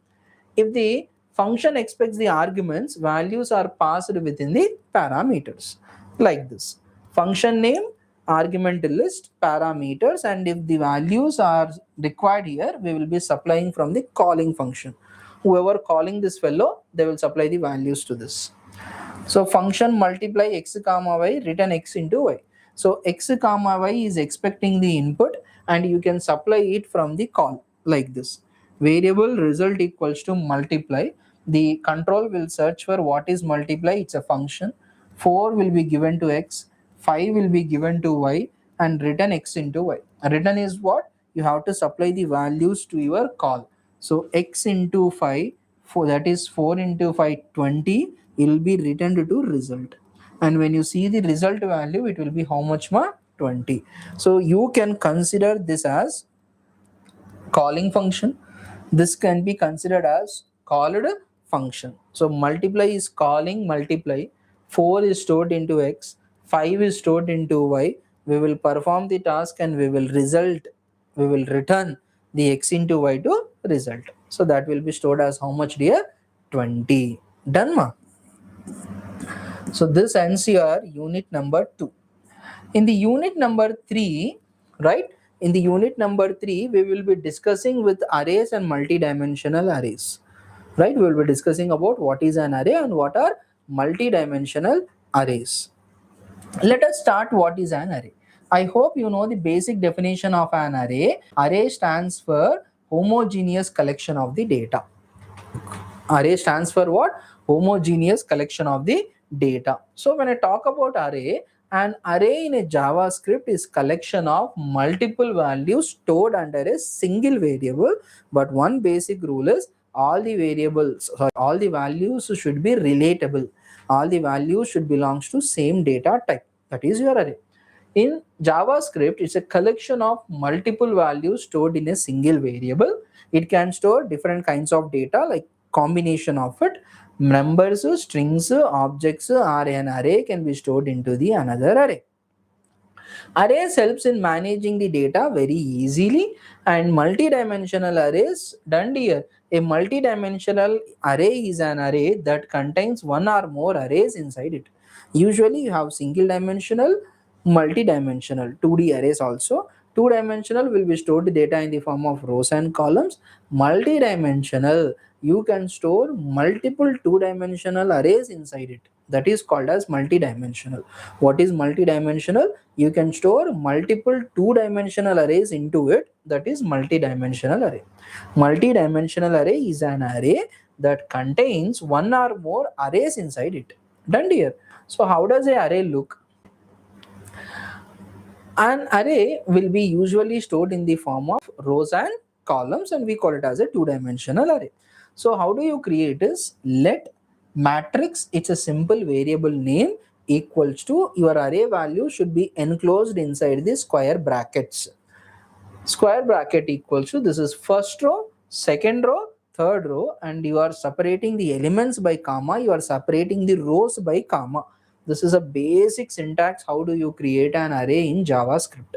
Let matrix will be a user-friendly name, variable name, you can take anything, equal to assignment operator. Square bracket indicates the opening and closing of your array. Semicolon is mandatory. Each and every row will be separated by a comma, and each and every row elements are separated by the commas. Okay, dear? So this comma indicates first row, second row, third row. And when you want to access them, you need to know the index values of each. Array elements are accessed by the index values. Like when I write matrix of 0 by 0, it indicates the first element of first row. Because universally matrix index number starts with 0. So when I say 0 by 0, it indicates the first element of your first row. The number 1 here, what I wrote is 0 by 0. This is 0 by 1. 0 row, first element. This is 0 by 2. 0 row, second element. Your row number starts with 0, your column number also starts with 0. And what is index number of 4? 1 by 0. What is index number of 5? 1 by 1. Index number of 6 is 1 by 2. This is 2 by 0, 8 is 2 by 1, 9 is 2 by 2. So I gave the examples. 2 by 1 is what? Nana? Third row, second column. 8. Just now as I said, this is third row, second column. Right, ma? So this is how your arrays are created and your arrays are accessed. Now it is asked for us to write a program to handle the multi-dimensional arrays or two-dimensional arrays in the JavaScript. How do you do this? Let us go with an example. Document type HTML, you are dealing with HTML.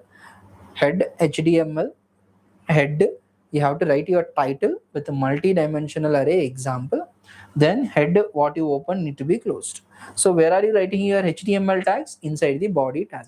I come up with an header tag h1 or h2, JavaScript of multi-dimensional array example. I just wrote the head.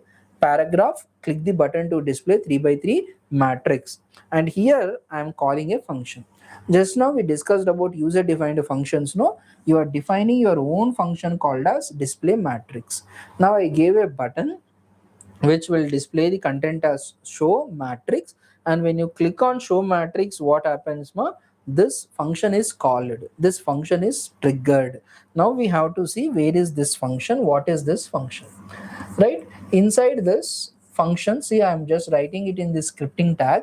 Inside this I wrote function with the key display matrix, the same name what you used in the paragraph tag you have to use. Display matrix, the same name I have to use for my function. So I gave my function name display matrix, open flower braces. We are creating a array. How are you creating an array? Let matrix equals to, within the square brackets you wrote row 1, row 2, row 3. Clear? Semicolon is at the end. Now I wrote let output text equals to matrix break. BR stands for break. So output text is my variable.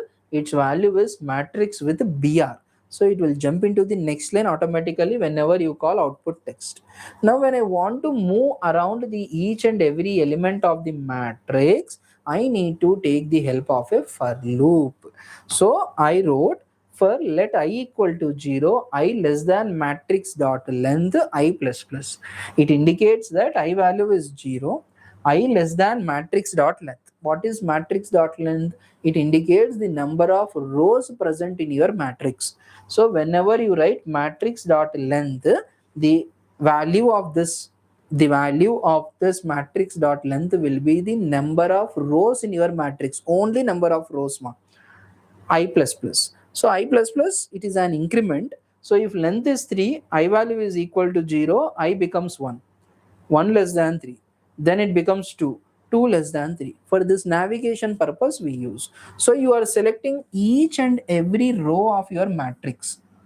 You are selecting each and every row of your matrix by using the for loop and I. But remember, you are not selecting the each and every element of your row. You selected first row, second row, third row. Good. But how do you select the first element of your row, second element of your row? For this, you need to write one more for loop. For let j equal to 0, j less than matrix I dot length. Now, I indicates the row of your matrix. I dot length indicates what, Nana? Each and every element of your matrix. I dot length indicates the length of your row. I dot length indicates the length of your row. Now you can select each and every element of your row. How do you display it? Matrix of ij. I value and j value. So this is row. This is the element in the each individual row, and that will be printed on the output screen. Okay, ma. So when you display it, your output will be displayed like this. The show matrix is displayed with the help of the paragraph and button what we wrote. Then you wrote matrix colon 1, 2, 3, 4. You are displaying these things with the space. Right? You are displaying the output. Done, ma, by using the document dot get element output inner element equal to output text. Output text is equals to what? every time you are writing a line, and after this a space. Once this loop is ended, you jump into next line. How do you jump into next line? By using the break tag. Okay, so your output will be displayed like this, right? Let us go with the second question of our unit number 3. What is event handling in JavaScript? And explain event handling methods of mouse. Done here, mouse event handling methods with a simple example. Okay, so first, what is an event handling? Event handling is a process of responding to the user actions. Event handling is a process of responding to the user actions or browser actions. Done. It may be loading a page, that is your browser action. You give an input from your keyboard, that will be the user action. You type from your mouse, that will be user action. Okay, ma? So it can be a reaction of user actions or browser actions in the JavaScript, that is called as event handling. And here we are very specifically dealing with what mouse event handling. So an event handler is a function that executes when the specific event occurs. Okay, to make it more clear, what is event handler? It's a function which is triggered, which is executed based upon the action from a user or a browser. Examples are clicking the mouse, giving the input by using the key, page loading, refreshing the page, browser events. All these things are examples of the actions given by the user or a browser. So for these actions, there will be a reaction. That reaction is called as event handling, event handlers.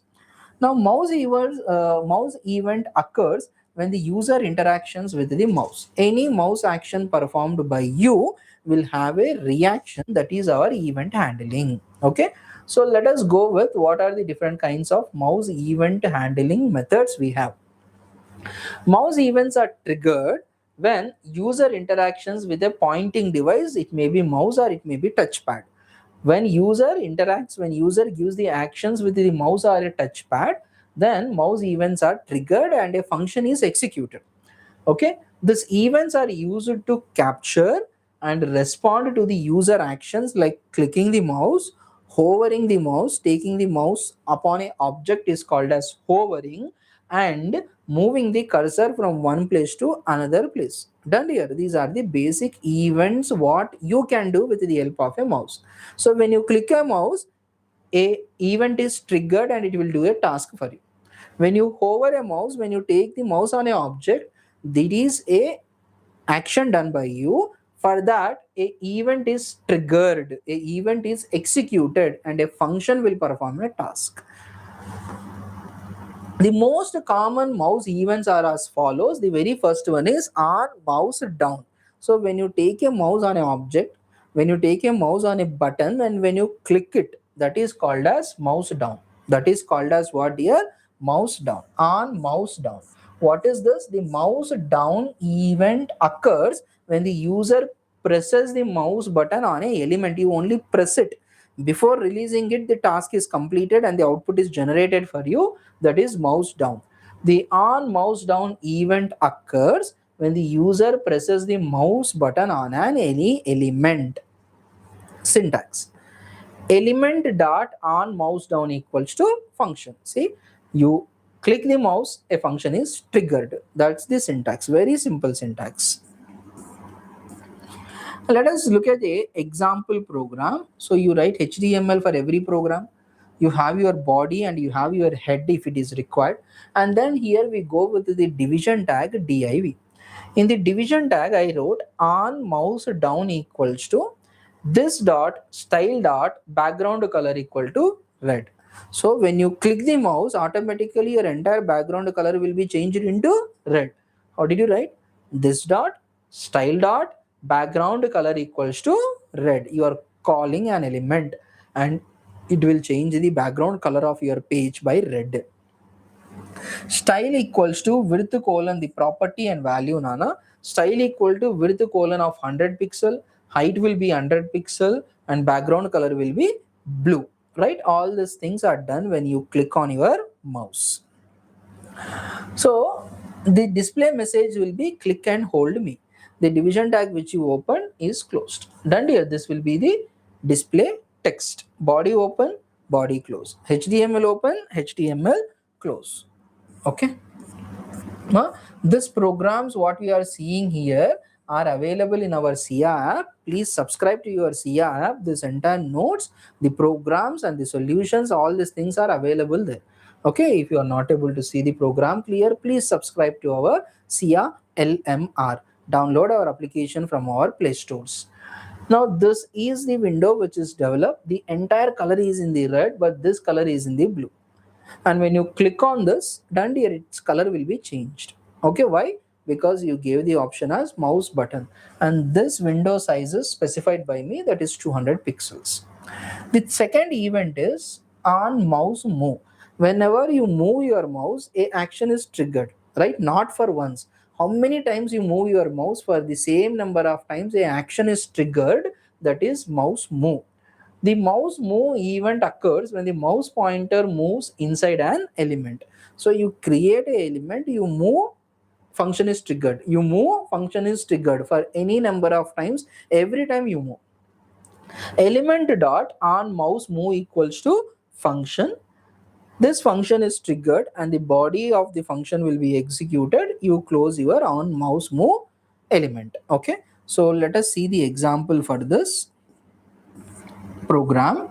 HTML, inside the body, inside the division tag, we are writing our mouse handling event. What is the division tag? You are dividing your web page. Done here. What is your element? On mouse move. On mouse move, whenever you move your mouse, this dot inner HTML equals to mouse position, right? I am just displaying what? The mouse position on your web page with the event.clientX plus event.clienty. So the X coordinator and Y coordinator elements of your web page will be displayed to you whenever you move your mouse. That is the meaning of this statement. Okay, so it is displaying event.clientX comma event.clienty. So the X coordinator and Y coordinator of your mouse will be displayed on the screen for a particular element by using this. Style equals to width 200 pixels, height 200 pixels, border with 1 pixel, solid black in color. Done here. So you are creating a window. It is of 200 pixels and 200 pixels with a 1 pixel black background color, and move your mouse here. So a text message will be displayed. Move your mouse here. This style will be given. So when you move mouse here, automatically the X and Y coordinators are displayed. Again, as I said in the beginning of the class, for our better view, we opted the dark mode of my notes. If it is in the white mode, light mode, you can see the color and you can see the other things. Programs are available in our SIA app. So when you move your mouse from any of this web page to this position, I just took a screenshot. It is at 142,60 position. The coordinators are 142,60. You take your mouse here, you move your mouse here, it automatically changes, dynamically changes, and it will display. This is a difference between the second one and the third one on mouse over. See, just now we are using what, Nana? The method on mouse move. You move your mouse for any number of times, your function is triggered for the same number of times. Whereas the third one is on mouse over. This event occurs when the mouse pointer moves over an element only for one time. Again you change your mouse position, but it is not executed, because on mouse over is executed only for one time when you take your mouse from any position to your element. Whereas mouse move, you take mouse position to your element, you move out, you come in, you move out, any number of times this element is triggered, this function is executed. Whereas the third one, the mouse over, it is occurred only when the mouse pointer moves over an element. You go out, you come in, nothing will happen. Done. That is the difference between your mouse over, mouse move. Mouse over is executed only for one time. Mouse move, you move your mouse any number of times, same number of times a function is executed. Okay, dear. What is mouse over? It is an event which occurs when the mouse pointer moves over an element. Element dot on moves over equals to function. So whenever you move your mouse, a function is executed. So you have to write a function block kada. How will you do? HTML body button you are generating on mouse over. So a button is triggered when you do this on mouse over, equals to this dot style dot background color equals to light blue. Your background color will be changed into light blue. On mouse out, you take your mouse outside the element, this dot style dot background color will be nothing, right? Default color will be done, right? I'm asking you to display a message hover over me. So when you take your mouse from outside to inside, the normal color will change into light blue color. Okay, button close, body close. So your mouse will be somewhere on the web page. You move your mouse to hover me, it will be changed into light blue color. This is executed only for once. Okay, the last function, that is on move mouse out. The last function of mouse event handling is what, dear? On mouse out. The on mouse out event occurs when the mouse pointer leaves an element. So when it comes inside, mouse over. When it goes out, mouse out.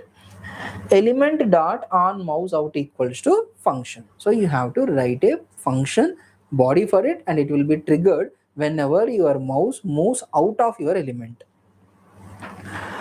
Program for this: HTML body of it, division tag on mouse out equals to this dot style dot background color to blue.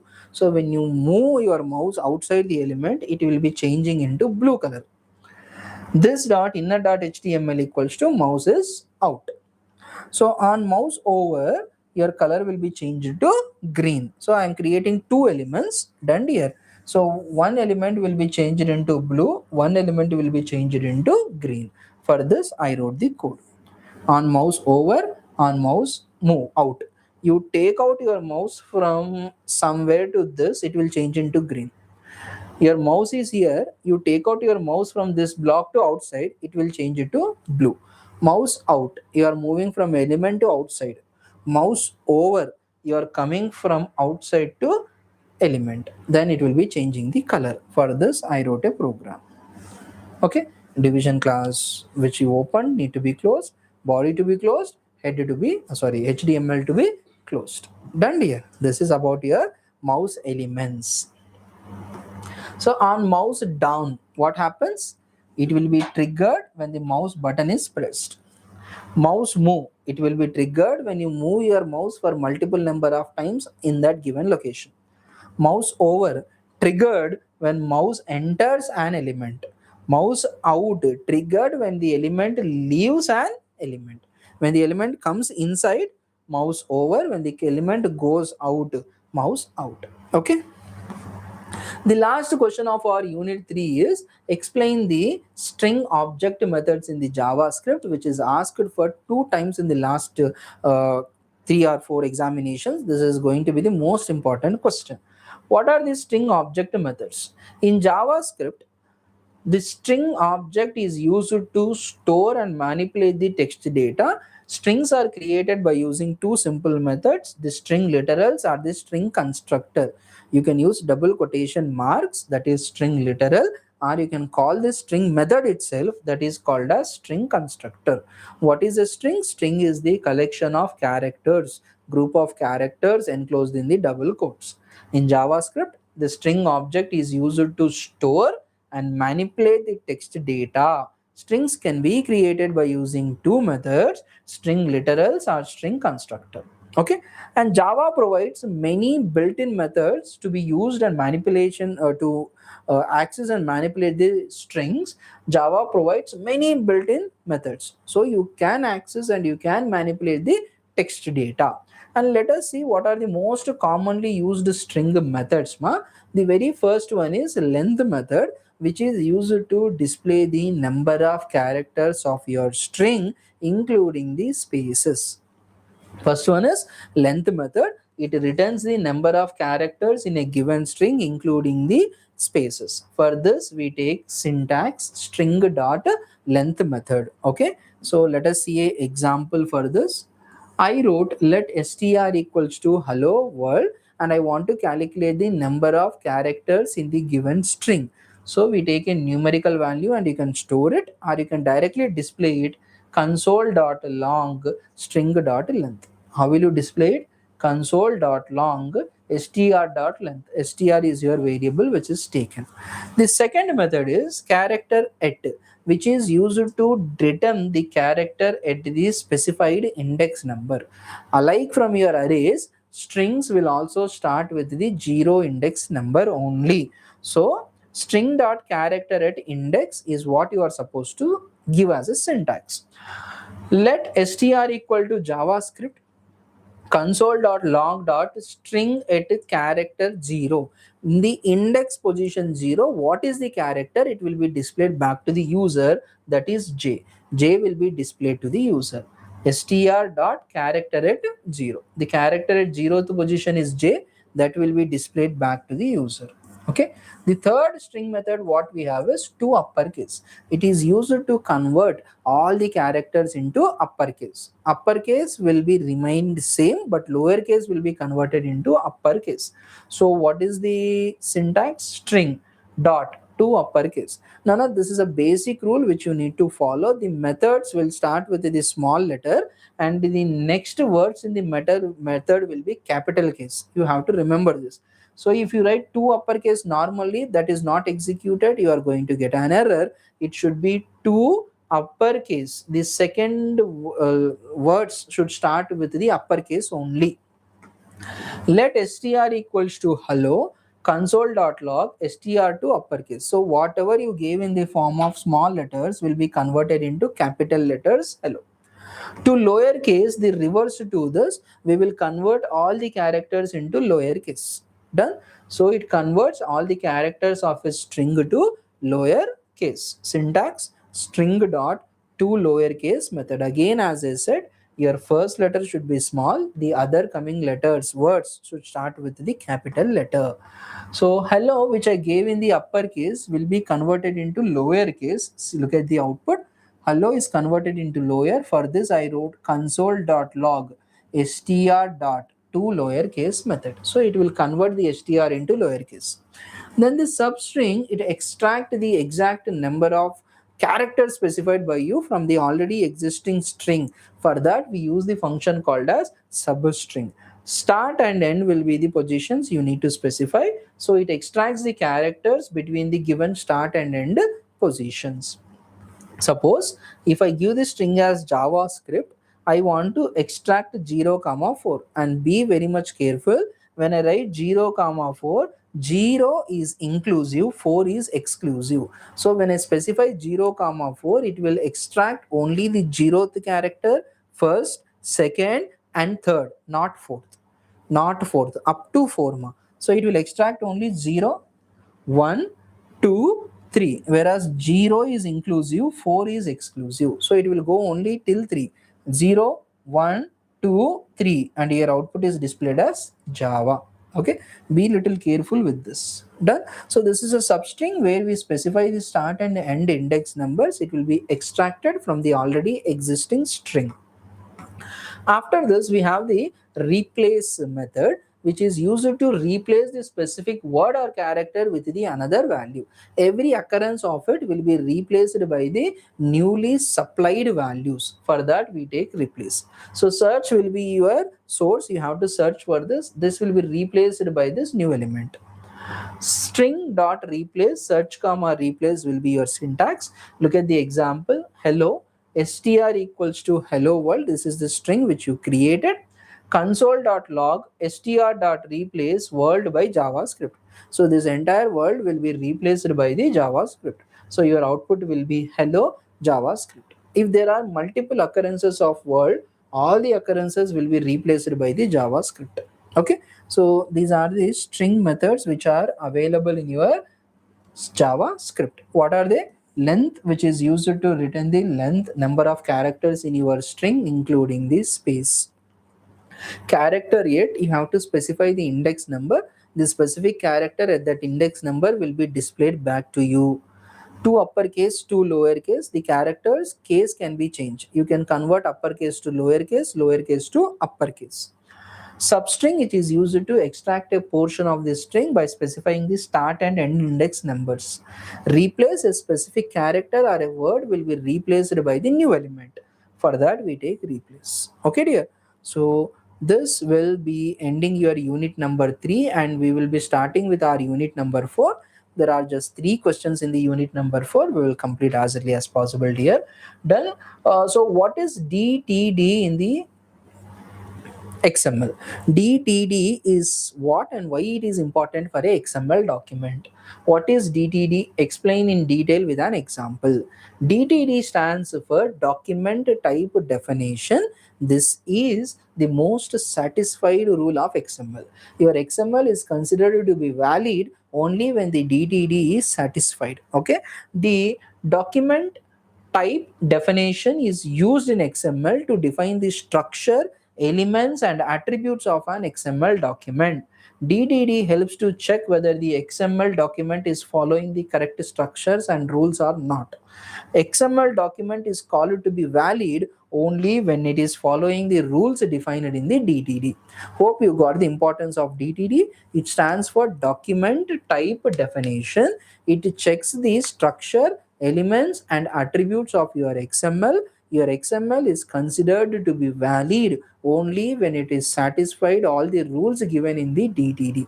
Such an important thing is DTD. And you know XML, HTML is used to define the elements, CSS is used to style the elements, JavaScript will give the procedural control to it, control statements, functions, all these things we have seen, and XML is used for transportation of your data from one place to another place. So what are the components of your DTD, document type definition? The very first one is element declaration. It defines the elements and their structure.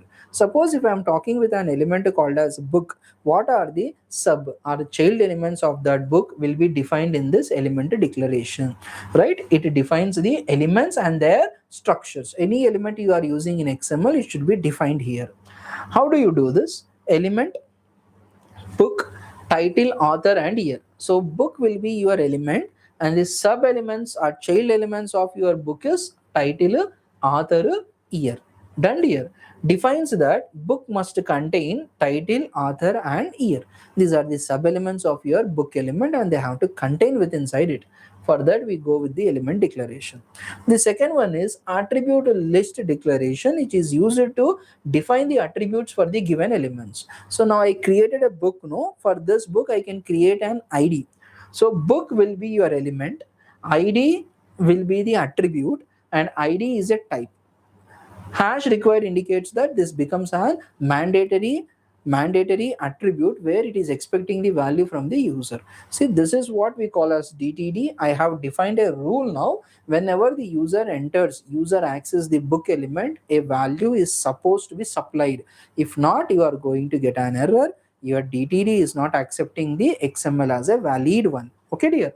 So attribute list, book the element what we created, ID will be the name and this ID becomes the type. Hash required indicates that it is a mandatory field.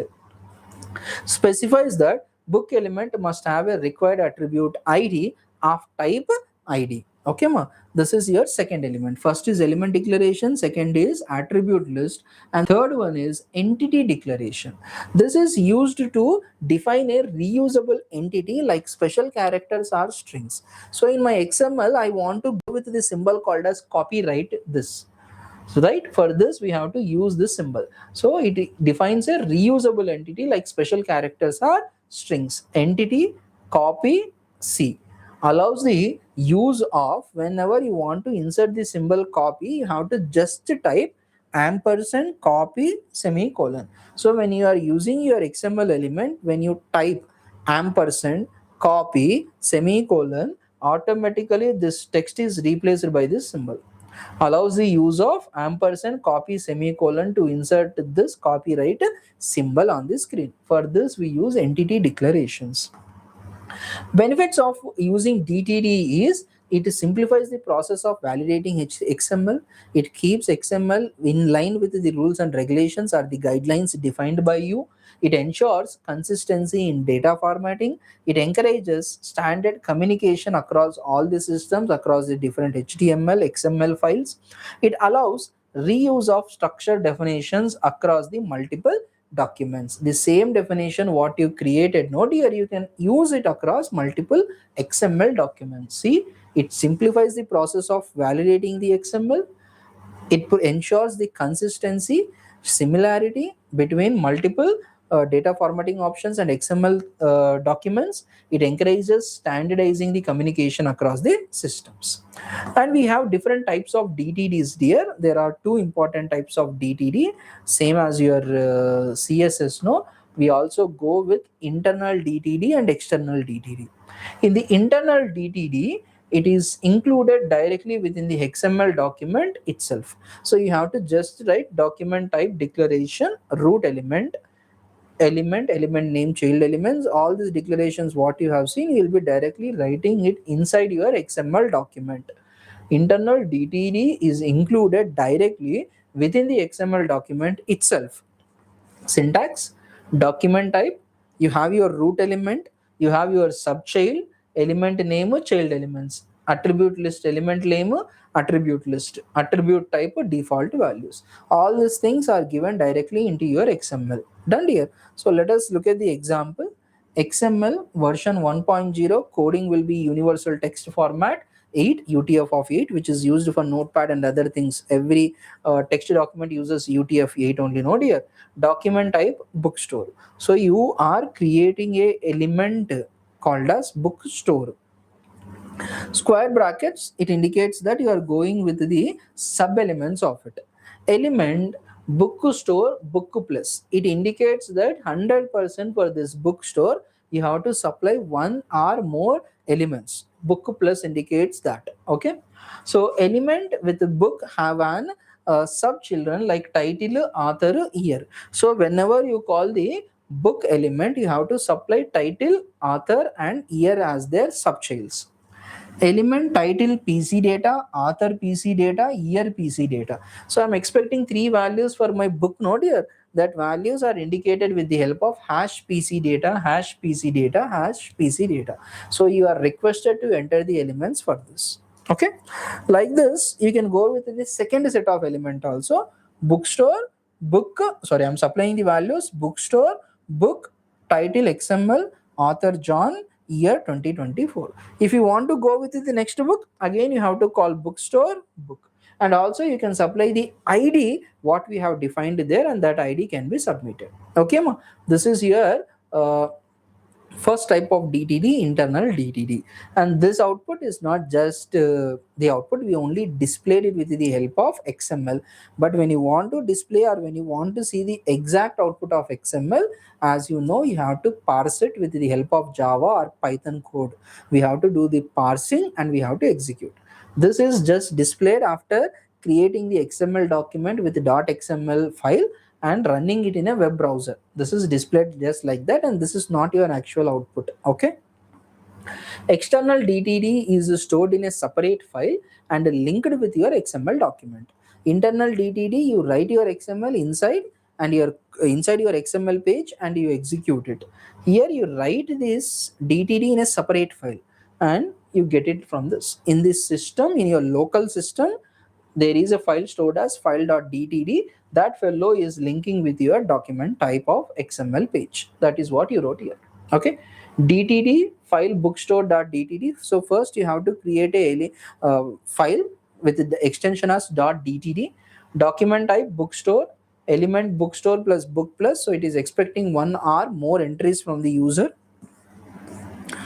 Again, we are creating an element called as book, which has the sub elements as title, author, year, and price. For this PC data, PC data, PC data, the elements are expecting the values from the users. Okay, so you have to go with the XML file. You have to link the DTD to your XML file.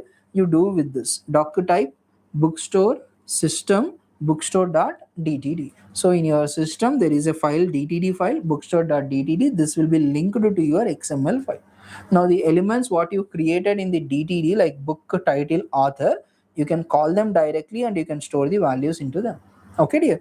So I just called book, title will be XML, then we have three more options: author, year, price. Those things we have to supply. And again, as I said, this is not the actual output. When you want to see the output of the XML, we have to do parsing. Then only you are going to see the XML output. This is just the XML file what we created, we run it in a web browser. So you got this done. Let us go with our question number 2. Explain the XML schema in detail with an example. Done dear. What is an XML schema? What is a namespace in the XML? What is the advantage of this? We are going to see here, which is appeared for 2 times. This is going to be one of the most important question. What is XML schema? It is a World Web Consortium recommendation, W3C recommendation, used to define the structure, elements, attributes and data types of an XML document. Same definition I gave to DTD, same definition we are using for this schema. Schema is also used to define the structure, elements, attributes and data types of an XML document. It is also called as XSD. We call it as XML schema definition.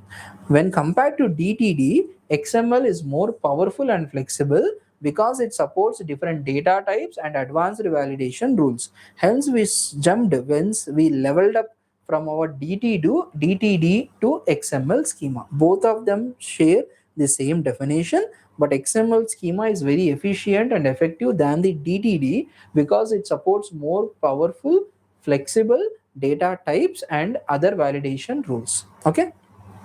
XML schema uses elements like XS colon element, XS colon attribute, XS colon complex type to define the structure. And again here XS, we wrote it a universal purpose. XS indicates that XML schema. In the place of XS, you can take your name also. You can take any another 2 characters, no issues with it. Syntax of XML schema. So XS colon schema, this is the URI, universe resource indication, which is mandatory to be used and you can't change it. Right here, because all the XML schemas are defined in this organization only, w3.org 2001/XML schema. There is no other XML schema. So this URI, uniform resource indicator or locator, you cannot change it. XS colon schema and you are going with this link only. All your schemas will be placed here only. Okay dear. So element declarations, we are just declaring our elements under XS schema. What are the elements you want to declare? You have to declare. So the XS schema which is open, here it is closed. We will see with an example. Features of XML schema. As I said, it supports different data types which are not available in the DTD: string, integer, boolean, decimal, date. These different data types are supported. Namespace supports. It supports XML namespace to avoid conflicts. So you have 2 or more functions in the same file and you can take same name in 2 or more places. Because of namespaces, you are avoiding the name conflicts. The same attribute element name can be used for multiple elements. The same element name can be used for multiple element declarations. Element and attribute definitions. It allows defining the XML elements and attributes very clearly. Complex data types. It supports nested and hierarchical structures also. Validation. It validates XML documents according to the predefined rules. Program for XML document, we will just look into that. How does it looks? Same for the bookstore.xml, what you have done in the previous DTD example. So XML version equal to 1.0, encoding is UTF-8, uniform resource text format ma. So you are creating an element called as bookstore. This is the opening of the tag and this is the closing of it. Okay, so bookstore, this is, as I said, common thing which you have to write. You don't have a chance to change the XML schema because it comes from the W3 consortium and you are using it. This is the universal thing which you can't change. Instead of XS, see in this particular example, I took XSI. As I said, this can be changed as your wish. colon no namespace schema location equals to bookstore.xsd. You are creating your xsd file, schema definition file, and that definition file name is what? Bookstore. Now book id equal to B001. These are the element definitions we have seen in the first question node. Here we have seen that id is B001 and it consists of three sub elements: title, author, year, price. Four sub elements. You are supplying them. So title open close, year open close, price open close. Book which you have opened you need to close. And you need to supply the data for the second one. Same thing, book id equal to B002, title, author, price you need to supply, and you have to close your bookstore. So this is going to be the predefined rule and you are using it here. Apart from this four, you can't supply any value to your book, and when you try to do this you will end up with an error. Why? Because I defined this rule in the XML definition, schema definition. Done here. This thing completes your question number 2 in this chapter, right, Nana? And we have the possibly the last question of this. Discuss the traditional web applications versus the Ajax applications. Done here. What is the difference between the Ajax and the traditional web applications? The most trending thing right now in the market is Ajax. So what is this? In the traditional web application, the entire web page loads for every request. Whereas in the Ajax, we have a block of the web page which is updated, which is uploaded without disturbing the other parts of your web page. That is your Ajax. In the Ajax applications, only specific parts of the web page are updated without reloading the whole page, because we use here React.js, Angular.js. Here we use our normal JavaScript, whereas here we go within the Ajax Angular.js or React.js, where each and every part can be accessed, manipulated, updated individually. So when you change a part of your web page, you need not to reload the entire web page. You can only reload that specific part, by which the load on your server is reduced. Whereas in the traditional, if there is a small change in the web page, it will reload the entire web page, where the load on the server is increased automatically. Done here. So in traditional web page applications, the entire web page reloads for every request, whereas a specific part of the web page is updated without reloading the whole page. That is Ajax. It is slower and less interactive. It is slower and less interactive because user must wait for the entire page to reload. So traditional things are very slow and less interactive because the entire page need to be reloaded. Whereas the Ajax, it is faster and more responsive with a minimal waiting time, because only a part is uploaded, the other things are static and remains the same. The third difference is, in traditional applications, entire HTML pages and as well as the data transferred between the client and server. Whereas in the Ajax, only required data such as XMLs, JavaScript files, or HTML snippets, code blocks are transferred instead of the entire page, right? In traditional, entire pages and data are transferred. Here only the necessary things are supplied between the client and server, again by which your internet bandwidth is decreased, the load on the server is decreased. It uses high bandwidth. See, just now I was talking about the bandwidth, no, because every transformation takes the entire data and page from client to server, whereas here only necessary data is transferred. So it uses high bandwidth because complete pages are loaded each and every time. It uses less bandwidth because only necessary data is transmitted, not everything. Traditional applications, it provides less user interaction and slow. It provides real-time feedback and it gives this smoother interaction between the user and web application. This applications as a simple browser history handling, this is one of the advantage actually. This application complex browser history handling. So when you want to implement Ajax, you need to go with a complex browser handling, whereas in the traditional you need to have a very simple browser handling, by which what happens, Nana, it will work on every browser without JavaScript support also, but Java Ajax will work only on the browsers which has the JavaScript support, right? Because it goes with the complex browser handling. No, you need to have the JavaScript support as well. It is less efficient for dynamic applications which reacts as per the user interaction very quickly. It is less efficient, whereas it is more efficient for dynamic and large scale applications. Done. So these are the differences between our traditional web applications and Ajax, right? So page update, entire page is reloaded in the traditional web page where only a part is uploaded in the Ajax. Whichever part you update, only that part is updated. The rest page is static where no changes will take place. That is Ajax. Speed slower because entire page should reload. Here only a part is reloaded, so it is most faster and as well as responsive. Data transfer, entire page is sent between the client and server. Only the required data is sent from the client and server. Bandwidth uses more bandwidth, entire page to be reloaded, entire data is transferred from the client and server. Uses very less bandwidth, only required files are shared, only required files are refreshed. User experience less interactive and delayed feedback because complete page need to be reloaded, data to be transferred, so much time is taken. Here it is highly interactive. Traditional things are complex, no, right? It is simple to develop, whereas Ajax is more complex to develop because you need to have the advanced browser handling settings. JavaScript support need to be taken care. Browser support works on almost all the browsers. It works on only the browsers which has the JavaScript.